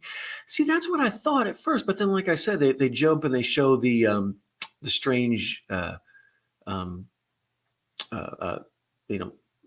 Mickey and Minnie and Donald Duck and stuff. And like I was saying, how they showed that in The Shining and stuff. I think maybe they were less litigious about going after like copyright stuff. Because I mean, nowadays, if you tried to have Donald Duck even in the background as a toy in your movie, you'll get a letter from the Disney people like, knock it off. Big turkey vultures. Interesting too. Was distributed and produced by one of Disney's side companies. That could be as well.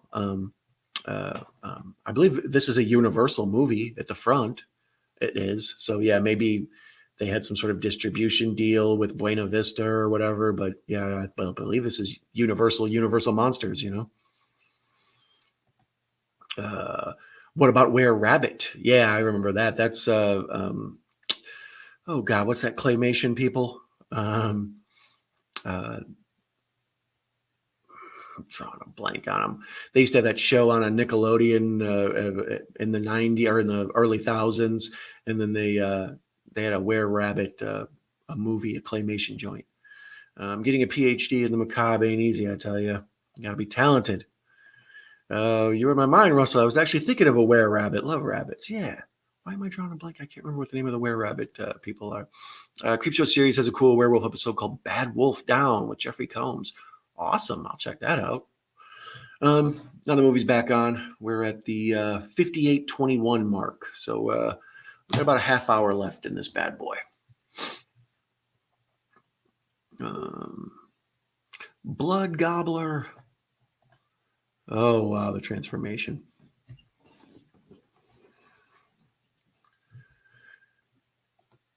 Yeah, it's intense, man. So now we see the nurses at work, and she's, of course, Saint Nurse. She's adorable. She's being nice to the sick little kid because she's good people. And they pan over to the full moon out the window. And here my man he starts the transformation. First thing he does is rip his shirt off like Hulk Hogan. The second thing he does is rip his pants off like Kelly Lynch.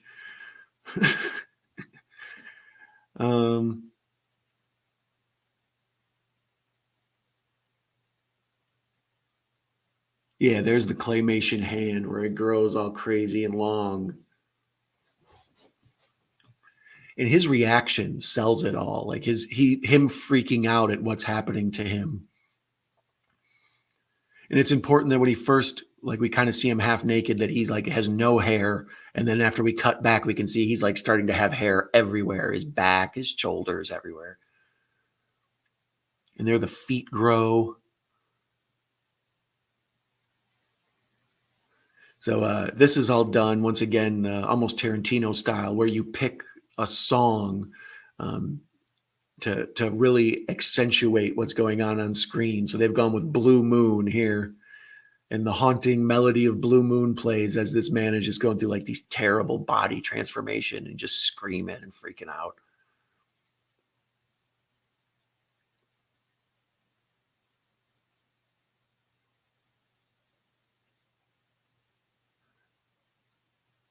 Now that shot where the werewolf is laying on his back on the ground and you can see his head, that's the old Kevin Bacon Friday the 13th thing. He's clearly got his body underneath the floor and he's poking it out. And then the rest is a puppet.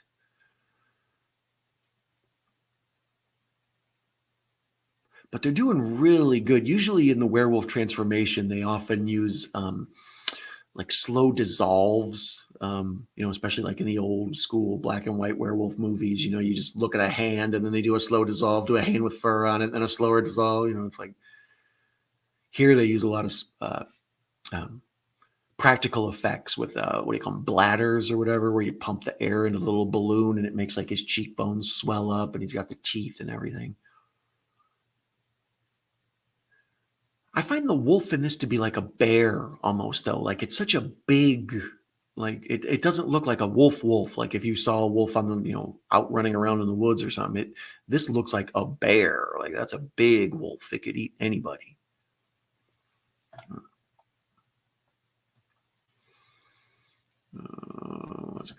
Wallace and Gromit. Thank you. I appreciate that, Russell. That would have been bugging me all darn night.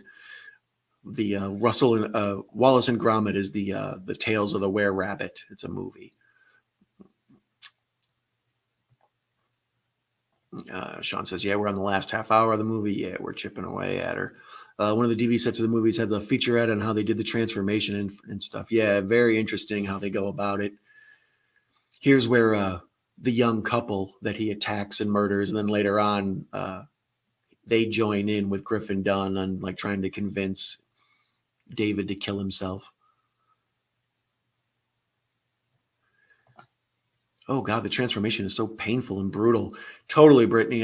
That's the thing. They really wanted to stress, like, you can hear like the cracking of the bones and like the growth and stuff, like just how painful it would be. I remember the hand growing was a huge deal back in the day. Yeah, it's in a lot of the posters and stuff that like him, because he sells it so well. Like him, like, it's body horror is supposed to relate to us all because the human body's a weird experience, man. But to see the reactions of his own horror of himself is just, it's a perfect combination of effects and acting and the use of Blue Moon. Dude went through puberty from 0 to 60 in a flash, right? It was like being 13 all over again. Cool, it's on YouTube. Bad Wolf Down. We'll check it out later. Yeah, it's pretty fun. Russell, Jeffrey Combs, werewolves, and Nazis. All right, I like it. That does sound like something I would watch.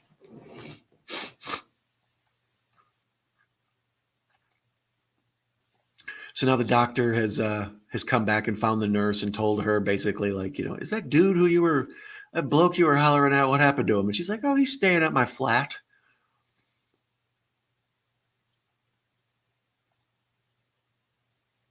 And here's this dope wandering off the road into the woods. Just because you've got a drink in your hand doesn't make it okay. And then he steps in what he thinks is like animal poop or whatever, and he looks down and it's a severed hand. Whew, brutal.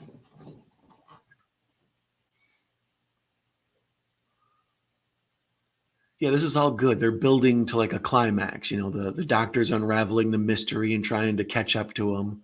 We know that the folks in the slaughtered lamb have already kind of know the deal, but they don't want no part of it. Cowards.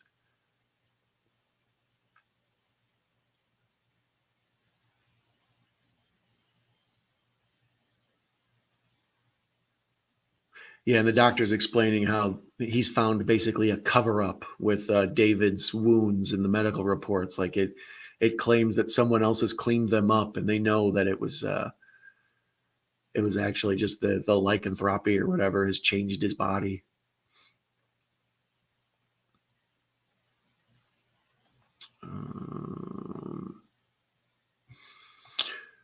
Jen's review said not only John Landis directed this wonderful werewolf movie, he also directed a hell of a great vampire movie in the 90s called Innocent Blood. I think of it as a spiritual sequel as The Werewolf in London. I wasn't aware of that, Jen. I don't think I've ever heard of Innocent Blood. But I like John Landis. He's one of those people that he turns up on a lot of horror podcasts now. He'll get interviewed by Mick Garris or whoever. And he's always just an interesting, cool guy to listen to. He really loves making movies. And for those of you who don't know, John Landis also directed one of the segments in Twilight Zone, the movie. And in that, one of the segments, the helicopter that they were using in this Vietnam section ended up killing this actor and two actors, Vic Morrow, and then this young girl who was supposed to be like a Vietnamese, refugee or whatever. And he's running through the swamp, and the helicopter ended up, crashing and decapitating him with the spinning blade. And it was like this huge, horrible trial. And John Landis's career was pretty much ruined after that. Like he's basically adjacent to murder. He was like found, what's it called? Culpable or whatever. The Twilight Zone, the movie, kind of ruined his career. But prior to that, John Landis was a big deal. His son Max Landis is like kind of popular for a while. Max, he was big on Twitter and YouTube and a bunch of things, but I think he got canceled. He was one of the first people that pointed out that Rey from the Star Wars movies was a Mary Sue, and then it sparked the debate over the use of Mary Sues in nerd culture movies.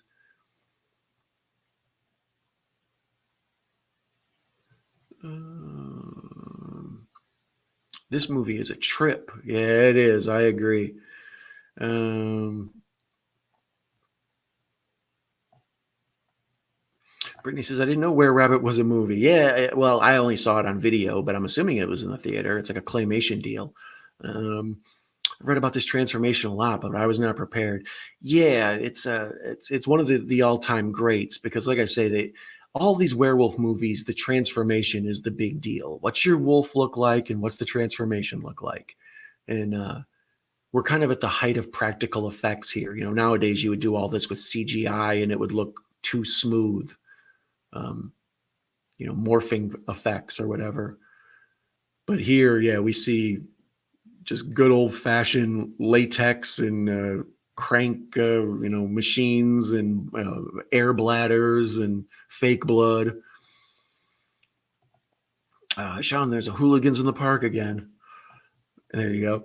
A naked American stole my balloon. Yeah, that's a classic line from this. After David changes back, he realizes he's naked out in public, and he takes some kids, or he takes some balloons, and he's covered himself up with it.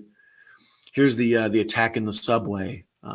This is a really cool point of view shot where the tunnel that they're running through, looks, I don't know, the way it goes by with the steady cam just looks really super cool.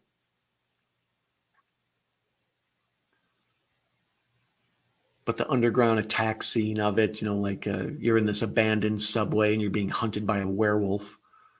It's pretty awesome setting for a werewolf attack.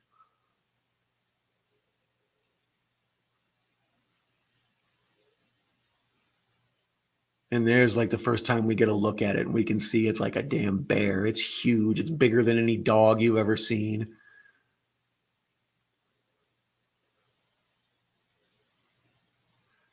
And then just as the werewolf is about to attack the dude on the escalator, they cut to a scene of a lion. So we sort of understand like the sheer animal ferocity of it. Good cut. Good cut. The howling one, you can hear the bones from the bladders and bloopers, what I got to do. I'm happy I made a sequel to this or a remake. Yep, so happy there is no such thing. That's what I like about Professor. Instead of being like me, where I'm just like, I'm annoyed they made American Werewolf in Paris, he'll just decide it didn't exist. That's why I like the Professor. He's delusional in all the right ways. So David now wakes up in the zoo cage in the with a wolf.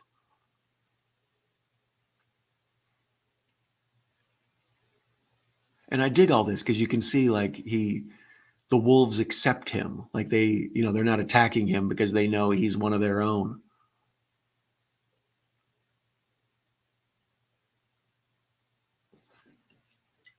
Oh, hey, a dong shot. You see very, very little peen in 80s movies. So there was a peen shot for you fans of Wang's. Must get the balloons back. Man's laughing about Professor's denial of American Werewolf in Paris.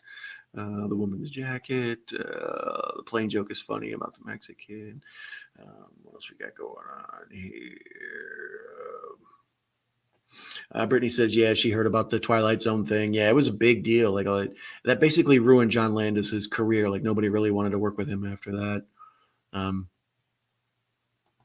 Echo Zero's a swamp kitty. Swamp kitty. Is the famous tube? I don't know what that means. BRB, just going to JT's live stream and say hi. I've been watching when he started, even now. Yeah, go for sure. Go say hi to JT. Swamp Kitty was here, but I think she fell asleep.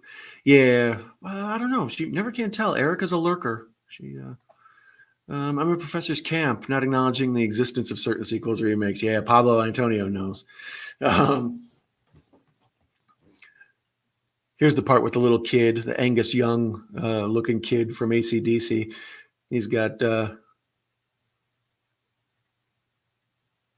I'm the famous balloon thief. Why would a thief want to give me £2? He's like, look, I'll explain it to you. Thank you.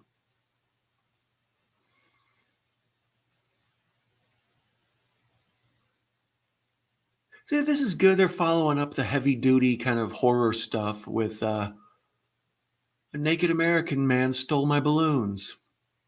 What? Yeah, they're doing a good job of following up a heavy, intense, violent, scary scene with comedy, a good comic relief. As Shakespeare said, laugh it off.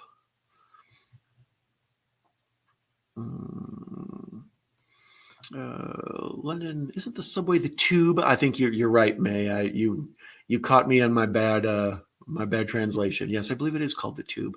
Or is the tube just the one that runs from London to Paris? Because there's a special train that goes underground, I believe, under the ocean from London to Paris. I think that's the tube, but that shows my American ignorance. I don't know. So yeah, there he has the woman's jacket on. I think Sean's maybe a little ahead of us. A lot of weather we've been having lately. Yeah, there's the line. Good call, Zach. I read somewhere that sexy British nurse was supposed to return in that non-existent sequel. Like she got pregnant in this, and her daughter, the blonde French chick, inherited wolf genes. That would be, yeah, that would, I could see that.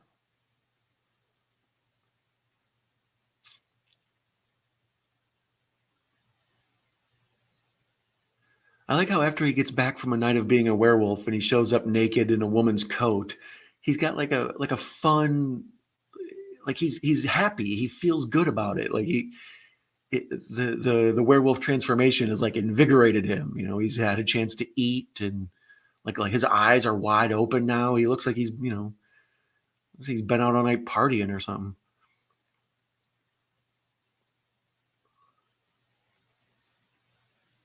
There, and then I woke up naked at the zoo. That's how most of my stories end up too. She said, "What?" But they cut that from the final movie for some reason. That non-existent sequel that is full of dumb reasons. Yeah, yeah.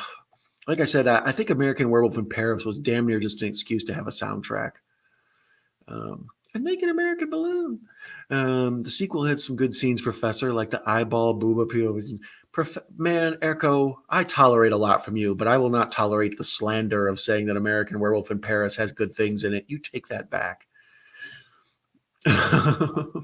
She likes the coat, the red one. Yeah, it did suit him well.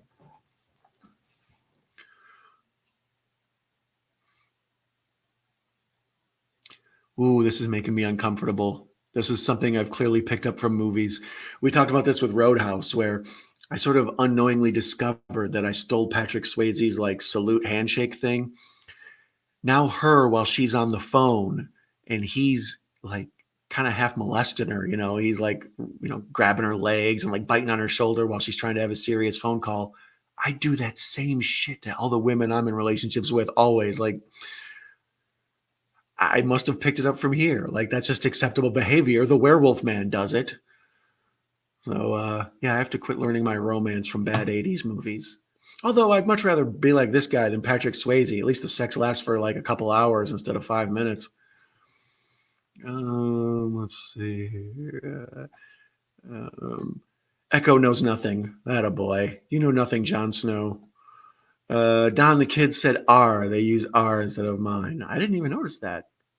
I don't think they did. Don the wolf. I am the wolf. I will give one good thing to that non-existent sequel. Blonde French chick was hot. Who was that? That's what I was trying to think when you said her. I do remember her from it. She sort of stole the show. Like the dude in it had a David Naughton vibe. He just wasn't as good as David Naughton. But that yeah, the blonde French lady, she's really good. Is she the same one that's in what's the Johnny Depp movie where directed by Roman Polanski with The Ninth Gate? Is that what it's called? Is that her from that? Or do I just am I stupid American who just lumps all pretty blonde French women together? Oui, oui. There, that's my French for you guys.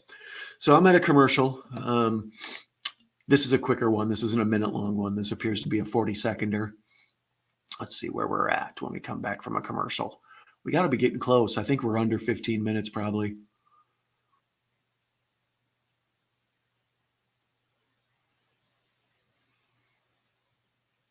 All right, wrap it up. Commercial for Instacart.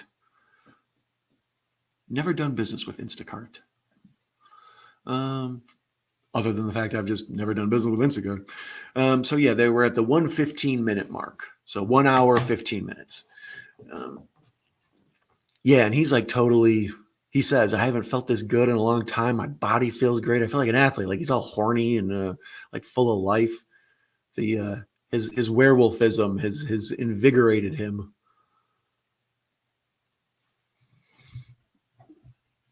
A professor, I think she was part of the eyeball boo POV scene, aka the best scene of the movie. She from Before Sunrise. Oh, is that Julie Delphi or whatever? I didn't know that. That would make sense. Like I said, I only saw American Werewolf in Paris like once, and I watched it fleetingly. Like carnivorous lunar activities. Word. So yeah, they're taking a taxi ride, and the taxi's sort of explaining that there's a crazed person out killing people on the loose, and he sort of knows, oops, that's me.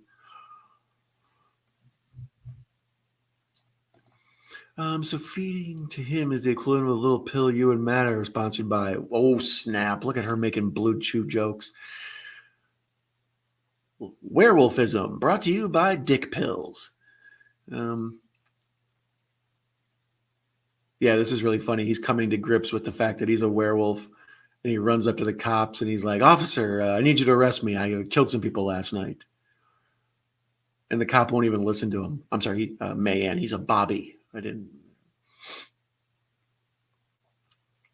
Oh, I love all this where he's like, he's trying to get arrested, and the British cop is like too nice, so he won't arrest him. So then he's like, "The Queen is a man, Prince." Wow, they bleeped it there. He called Prince Charles the F word for gay, and they uh, put spaces or dashes in the captions. I've never seen that before.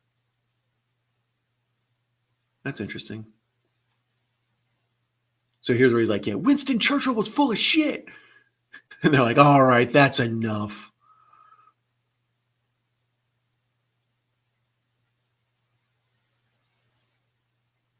Once again, doing a good job mixing the sweet and the sour. It's scary when it's scary, and it's funny when it's funny.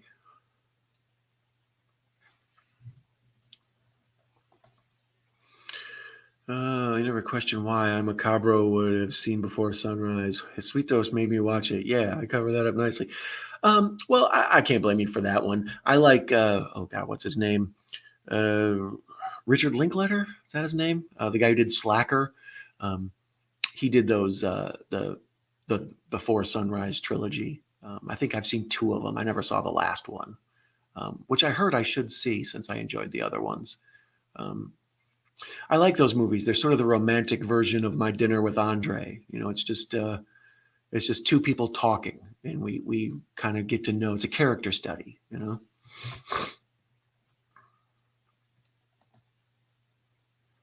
Churchill hate was the line exactly when he was like, "Winston Churchill is full of shit." The cop was like, "All right, you're coming with me, buddy." Man points out the professor loves his romance. Well, that's the thing. Professor loves boobs because he's a romantic. Boobs are the gateway to love. So that's why the man is he's deep down inside. He's a gentle soul.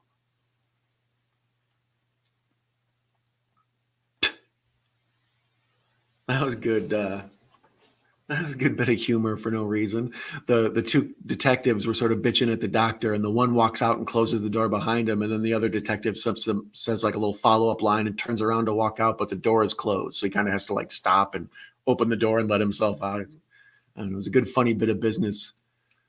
They get added 20 seconds onto the movie, and well, 10 seconds onto the movie, and then they had a good laugh out of it.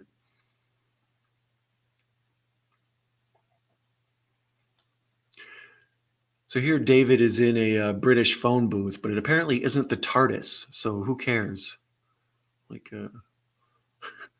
shout out to Doctor Who. No, man, it's a sweet toast. A sweet toast, I tell you. Yeah, she does. He loves asylum movies and rom coms. Does Asylum have any rom coms? That's what Professor needs. Something like Failure to Move Out or um, America's Sweet Heads or something like. Just take rom coms that we all know. Pretty Woman is a reasonably good looking woman. Uh, when Transformers came out and Asylum released Transmorphers, and then Snakes on a Plane came out and Asylum released Snakes on a Train, I was just like, these people need to be stopped. And no one has stopped them yet.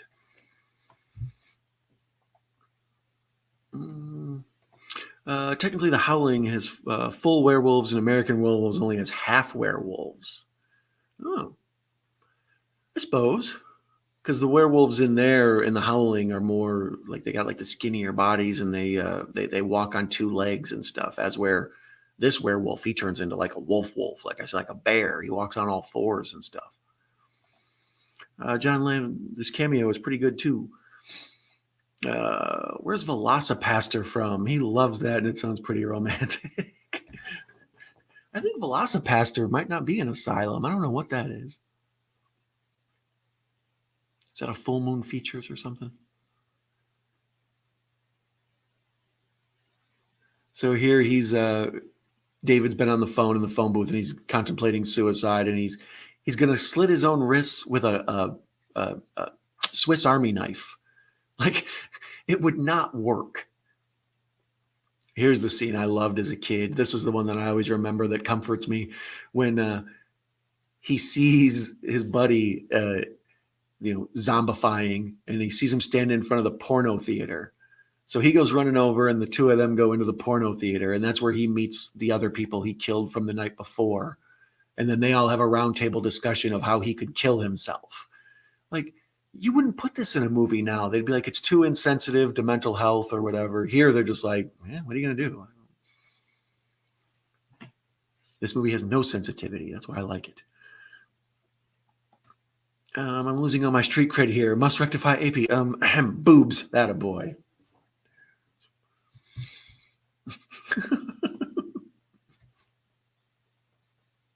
Oh, I get there. Wow. Triple X Theater. Yeah, in the 70s, especially in the early 70s, there were these movies like Behind the Green Door and Debbie Does Dallas. And then there was another one too. I can't remember what it was called. Sorry, the bad porn movie has me distracted. Porn became like an acceptable thing society-wise, as hard as that is to believe. Like Marilyn Chambers became like kind of a mainstream star, and porn theaters became a thing that like couples went to. They talk about it in Taxi Driver. Robert De Niro takes Sybil Shepherd to a porn movie, and she's like, "I can't believe you would take me to this." And he's like, "It's a movie for couples." He's like, he just doesn't get it.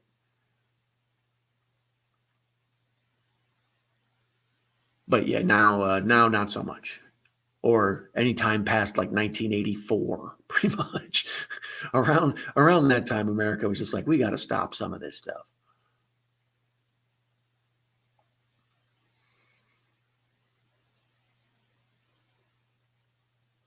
And here I am sitting in a porno theater in Piccadilly Circus talking to a corpse.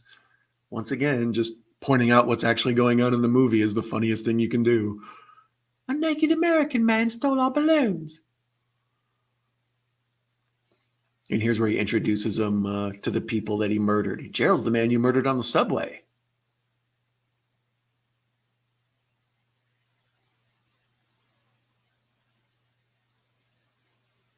Why are you doing this to me?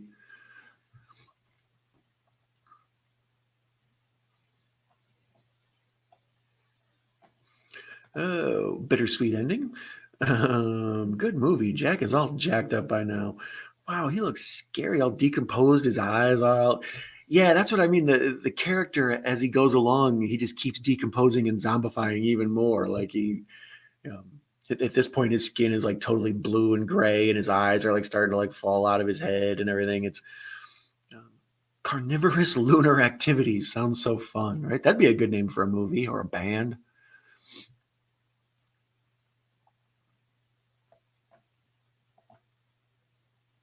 You might be thinking of The Devil and Miss Jones. Yeah, that was another one that was super popular at the time. Like I said, in the 70s, there was just a handful of. Also in the late 60s, this guy Russ Meyer did a bunch of like kind of softcore porn that made it into theaters. And yeah, in kind of the late 60s, Summer of Love type, where people were nude more often or whatever, porn kind of became almost mainstream. It got real close, but then yeah, eventually in the late 70s and 80s, that just became a bridge too far. So yeah, here's where the one lady with the big happy face is like suggesting all the ways he can kill himself. She's like, sleeping pills?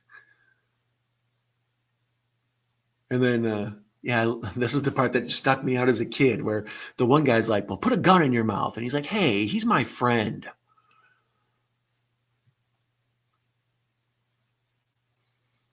And then he suggests, well, do I need a silver bullet? And they're like, would you be serious?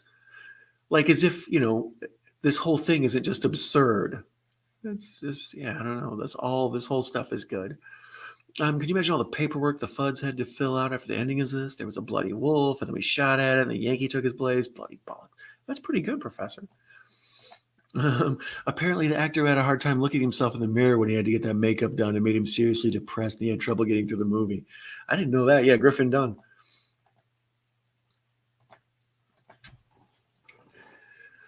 But I like this Piccadilly Circus stuff. It looks like Times Square, like with the big Coca-Cola sign and the fountain and just how open and wide it is.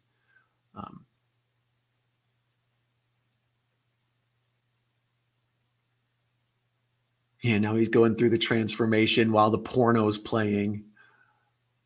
Body horror and body horror.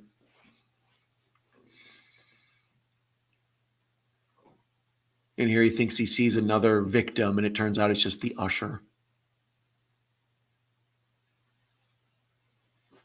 Fingernails growing. That's a great shot of the fingernails growing.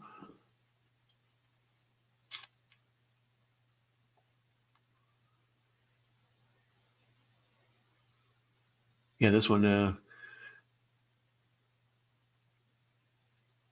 they walk into the theater and the whole place is abandoned.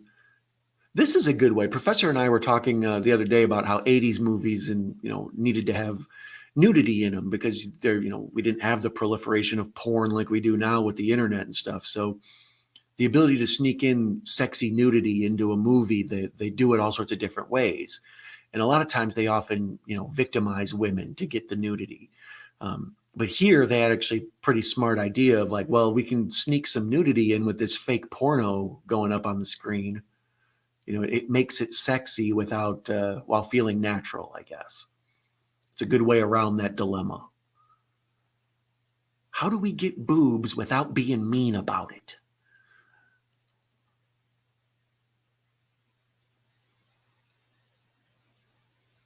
You hear the bobbies walking down the aisle in the theaters. And this is good too, because you got to imagine that most people are seeing the movie in a theater. So when you see the horror in the theater while you're in the theater, what is it? Sean's watching Demons tomorrow.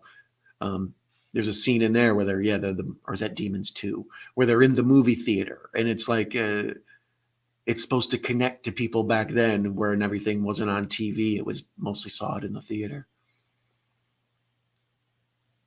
Same with the beginning of Scream 2 that jumped out at me. I saw that in the theater as the people in the theater were being murdered. It was like a kind of a crazy visceral experience.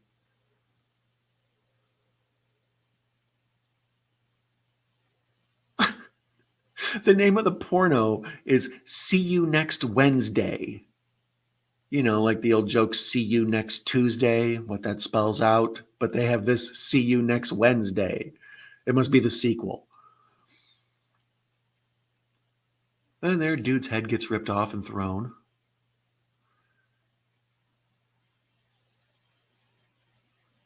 There's great imagery of the werewolf walking down the street as the double-decker bus comes at him. That's about as American Werewolf in London as it could get. And there's a great shot of a guy's body being run over by a car. Like, this just gets hectic horror so fast, like the chaos of it. Most horror takes place in isolation. The monster is chasing you and you're all alone. It's like, no, this is taking place in the middle of everybody. Like, this is the mass shooting of werewolf movies. The terror of everyone being there makes it even worse.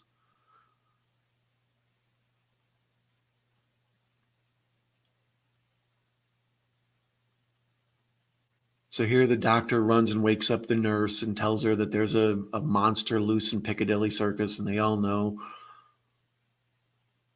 That was a bad shot of the werewolf. That's the first one that I saw that I didn't like.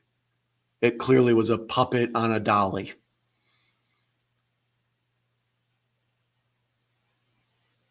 And now they're cornering the werewolf down an alley.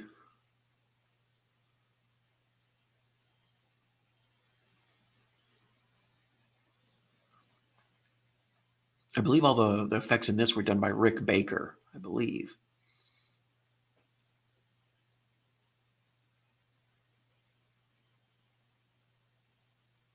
Oh goodness, we're getting ready to have another commercial as the London special force cops are like loading up their um, cartridges for their guns, their clips, I should say. And we go to a Ford commercial, you bastards. But yeah, I imagine we'll come back and that'll be the climax, and we'll see the end. Um, let's see here. Brittany's responding to the discussion about how Griffin Dunne went through depression in his makeup. Is he transforming, enjoying the movie a bit too much right now? Yeah, that is a bit. And the fingernails grow. Like, that's horny. That's a new level of horny when your fingernails grow and you get werewolf teeth. Harder. Always wanted to travel to the UK and shag a sexy British nurse. Gonna have to ask Gareth if they really do exist over there, if they're all just nerds or ratchets. I don't know if Gareth is the right person to ask about sexy nurses. I mean, I'm sure he has opinions, but I'm not trying to get him in trouble at home. Has anyone seen a nurse? I've been begged. Welcome, Jim. Nice to have you here, buddy. We love when Jim joins us. He's always hilarious. All those people there to watch Triple X? Yeah, exactly. Like I said, Taxi Driver has like that weird scene in it that I always think of where it's like Travis doesn't know that that's not popular. Triple X is very popular. Is Pee Wee Herman in that theater too? Ooh, yeah, exactly. It's my number one favorite genre than horror, Triple X. Everybody's laughing. Pee Wee was there. Yeah. You're still waking up early. Oh my God.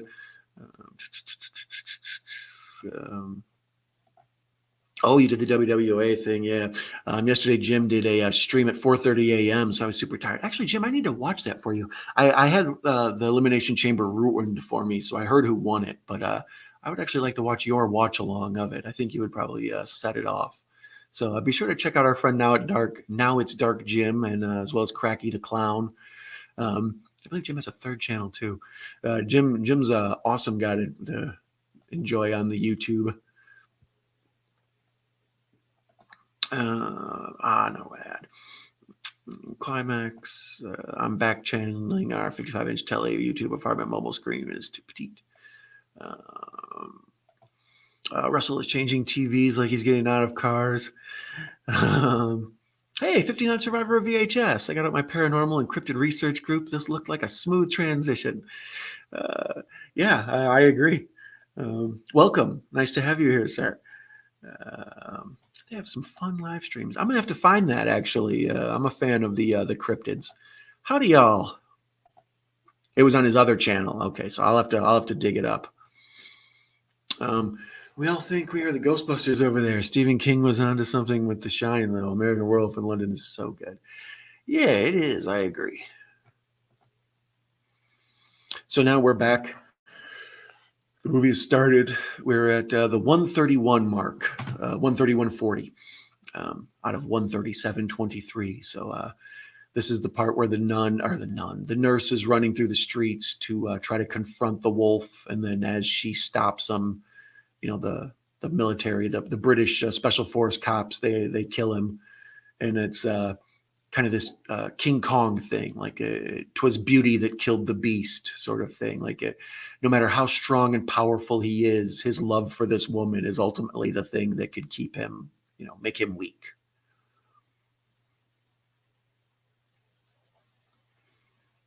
So nobody can get by. The police hold back everybody, but somehow this like 130-pound nurse breaks through the line and runs down a dark alley.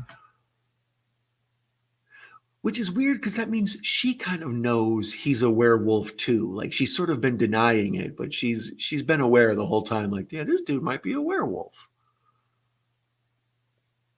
It's weird being in relationships. You learn so much about the other people. I don't know.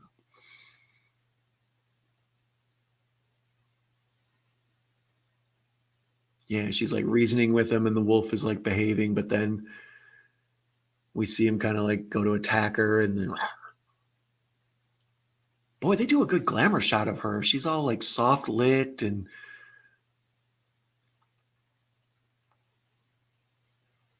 yeah, there Her beauty causes him to pause just enough, but then when he tries to lunge, the dudes shoot him up, and we see him turn back into him.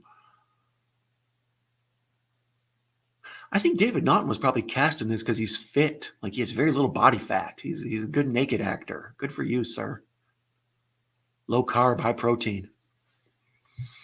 Let's see where I'm at with the chat. David has been shot and the nurse is crying, and we immediately cut to bom bom bom ding dong blue moon. Yeah, exactly. Awesome. And now they're recommending An American Werewolf in Paris, an hour and 38 minutes. So those of you on Tubi, you go ahead and watch that. But they also recommend Bad Moon and The Howling. So I recommend both of those. But let's get back to the chat and see where we're at. And as the sound of Blue Moon plays, that cutaway where we see his body and it's so sad. Like I say, it's like the end of King Kong or something. The monster's dead, and they pull out and they start playing the happy version of Blue Moon, and it ends like kind of like toe tapping, even though it's supposed to end as a tragedy. So it's kind of amazing. One of the many million things I like about that movie. The werewolf design is amazing and vicious looking. Exactly. Good point, Brittany. Sean, you're taking the Mikey. Oh, hell no. You guys don't call Mikey piss. Jeff Naughton and the Dogman. He runs on Saturday nights. I spelled his long. I know where that. That's crazy. I'm currently working on a side project for myself about a Dogman. We have one here about 10 miles away from I'm at. The Beast of Bray Road. That's you can Google him and learn all about our Dogman. So yeah, I'll have to check into that sometime. 59th. That's a good heads up. Thank you. I actually do not have this bad gap. I have multiple people looking for me. I know it well enough though. Let's just start the movie over again. Exactly, right? Let's just watch it again. That's what I mean about American Werewolf in London. I literally could probably just start it up right now again and watch it because it's just endlessly enjoyable. It moves fast. The characters are all likable. It tells an interesting story. It's got a little bit of layer to it. You know, I dig it. That Werewolf D was too good. Werewolf D is the best D, next to Frankenstein D. He straight up told her, but she wanted that all of it. She totally knew he was a werewolf. Sexy British nurse liked it rough. And I cry foul. They didn't use silver bullets. Get real, Professor. They needed to drain his main vein. We were far more accepting of dad bods back then. Let's see here. The Mickey Mouse figures kill me in this movie. Such a strange Kubrick Full Metal Jacket for Illusion Believe It coming out later. Anyone? That's what I was talking about as well. 59th. It blows my mind how the Mickey Mouse and the Minnie Mouse and then Donald Duck imagery and stuff. It seems like anything with heavy duty violence and blood, and later on with the porn and stuff, that the Disney people just wouldn't have allowed that to go on. Oh, Thriller on beta. Yeah, obviously. Thriller's another good John Landis movie. He's done a bunch. Whoa, Bray Road. I think I've heard of that one. Yeah, it's a bit of a famous one. Asylum, that we were talking about earlier, made a Beast of Bray Road movie. It's absolutely terrible. It takes place in Wisconsin, yet everybody has a Southern accent. It's like, I don't think you understand what North means. But I'm getting off Tubi. It's a rabbit hole I can't do right now. I had to turn mine off too. I saw when it recommended American Werewolf in Paris and then Bad Moon and then Howling, and I was like, I have to stop. I will be here all night watching werewolf movies. I got to quit it. Like I said, tomorrow night at 8, Larry and I are going to watch Aliens. Also at the same time, Sean on his channel, I'm sorry, not on Sean's channel. Sean, tell me what channel was on again. The Hatchet Boys channel. They'll be watching Demons 1 and 2 over there. So tomorrow night in the early eve, there'll be lots of entertainment for you folks to check out. VHS, glad you noticed, and Donald Duck and the Dirty Dozen. Let's see here. Big fan of tubing on Tubi. Yeah, the professor knows too. He's a fan of the tube. That's the great thing about Tubi. The first time I ever messed with it, I noticed what a rabbit hole it is to fall into. You know, it's like, oh, they got this movie and they got this movie and I got to add that one to my queue. And oh, I've never seen this one. And real good for movies that I'd heard of and I've been meaning to get around to, but then they just disappeared. And it's like, oh yeah, Tubi's got them. Let's see here. Done with Tubi years ago. My tapes are a survival craft at this point, like a privateership. Yeah, the special owning your own physical media is always the way to go. Jim and Al are the biggest tubers I know. Vincent Price's rap. Got to keep the ship afloat. Exactly. Let's see here. Vincent Price, narrator for John Landis and the Michael Jackson Thriller. Full circle. Exactly. John Landis, as we were talking about earlier when we were talking about Thriller, I forgot to mention that was directed by John Landis, the director of American Werewolf. Let's see here. Anything that's free on Tubi, I'm in. Exactly. Well, yeah, that was American Werewolf in London. It's 2:42 in the morning, a.m. Central Time. So folks in the East Coast are at almost 4 in the morning. You folks are awesome for hanging out with us. I know a few of you are going the other way. I think Brittany's an hour earlier. I think Echo's 2 hours earlier. So it's nice to have you guys all here. Let's see here. Man, it's laughing at the idea of free movies because... Of course. Oh, that feels good. Stretch my legs out. But I thank you for joining me for another one of my comfort food movies. This one, as far as werewolves go, it always makes me just so much about it feels like home or childhood or something. It's just it's an old friend that I always feel comfortable catching up with. So yeah, I thank you for joining me, as well as, since it was the full moon, perfect time to watch this. Jen says, this was a fun stream and a great movie. Jen, it was really nice to have you here. You're very knowledgeable. We need to have you here more often. So make sure, if you're listening to this or if you're in the chat, go check out Jen's reviews from the grave and make sure you're following her. Also our friend Brittany, as well as... Erica was here earlier, and Mayanne, and Echo Zero, and Professor, and Sean, Cinephile Sanity. I'm lucky to have such good people in our chat. Our friend Brian's Masks was here as well. It's not a party without Brian. Most likely Mikey's Morgue was in here lurking. That's how he do. I have visited the village part of it was filmed in. So there you go. Gareth got here in time. So as per usual, drink when we mention video tasties.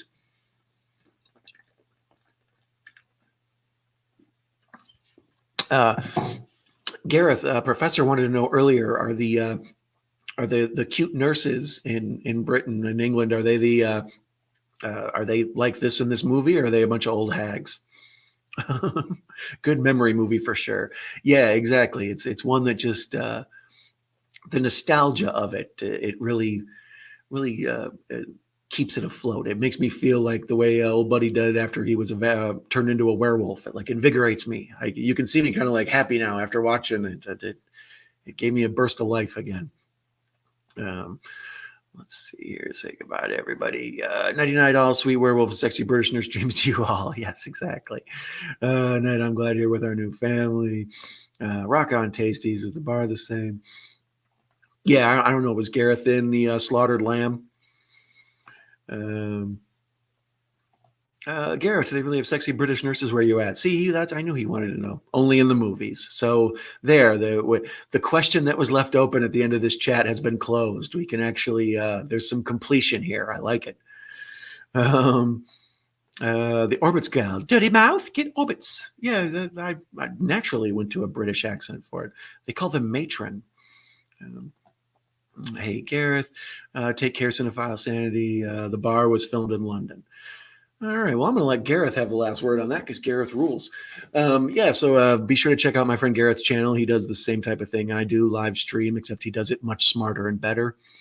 Be sure to check out my buddy Professor Macabro. In the link or in the chat earlier, there was a link to Blood Gobble. That we need to make Blood Gobble a thing. So be sure to watch it and give it thumbs up and share it around. Although Professor is upset that Gareth crushed his hopes of the sexy British nurse. Damn you. Good night, Brittany. So, once again, Mayanne has added the link at the very end here to go watch Blood Gobble. So make sure you watch that. He's the man. I have to take airplanes for flight stewardesses, but then again, they might be males. All right. Well, I'm going to wrap it up here and go put on some comfy clothes and get into bed and watch another episode of Cabinet of Curiosities. And I will thank you for joining me. You all are awesome. For those of you who listened along later on the podcast or the replay, I thank you very much for joining me. Be sure to check out everybody in the chat. Be sure to check out my channel. Be sure to check out all sorts of stuff. Learning new things is important. But beyond that, I just want to thank you for your friendship and hanging out with me and keeping me company in the middle of the night. You're awesome people. And I'll wish you green grass and high tides forever. And I hope you all have a wonderful weekend. We'll see you tomorrow for Aliens with Horror Cat Dad. All right. Bye-bye.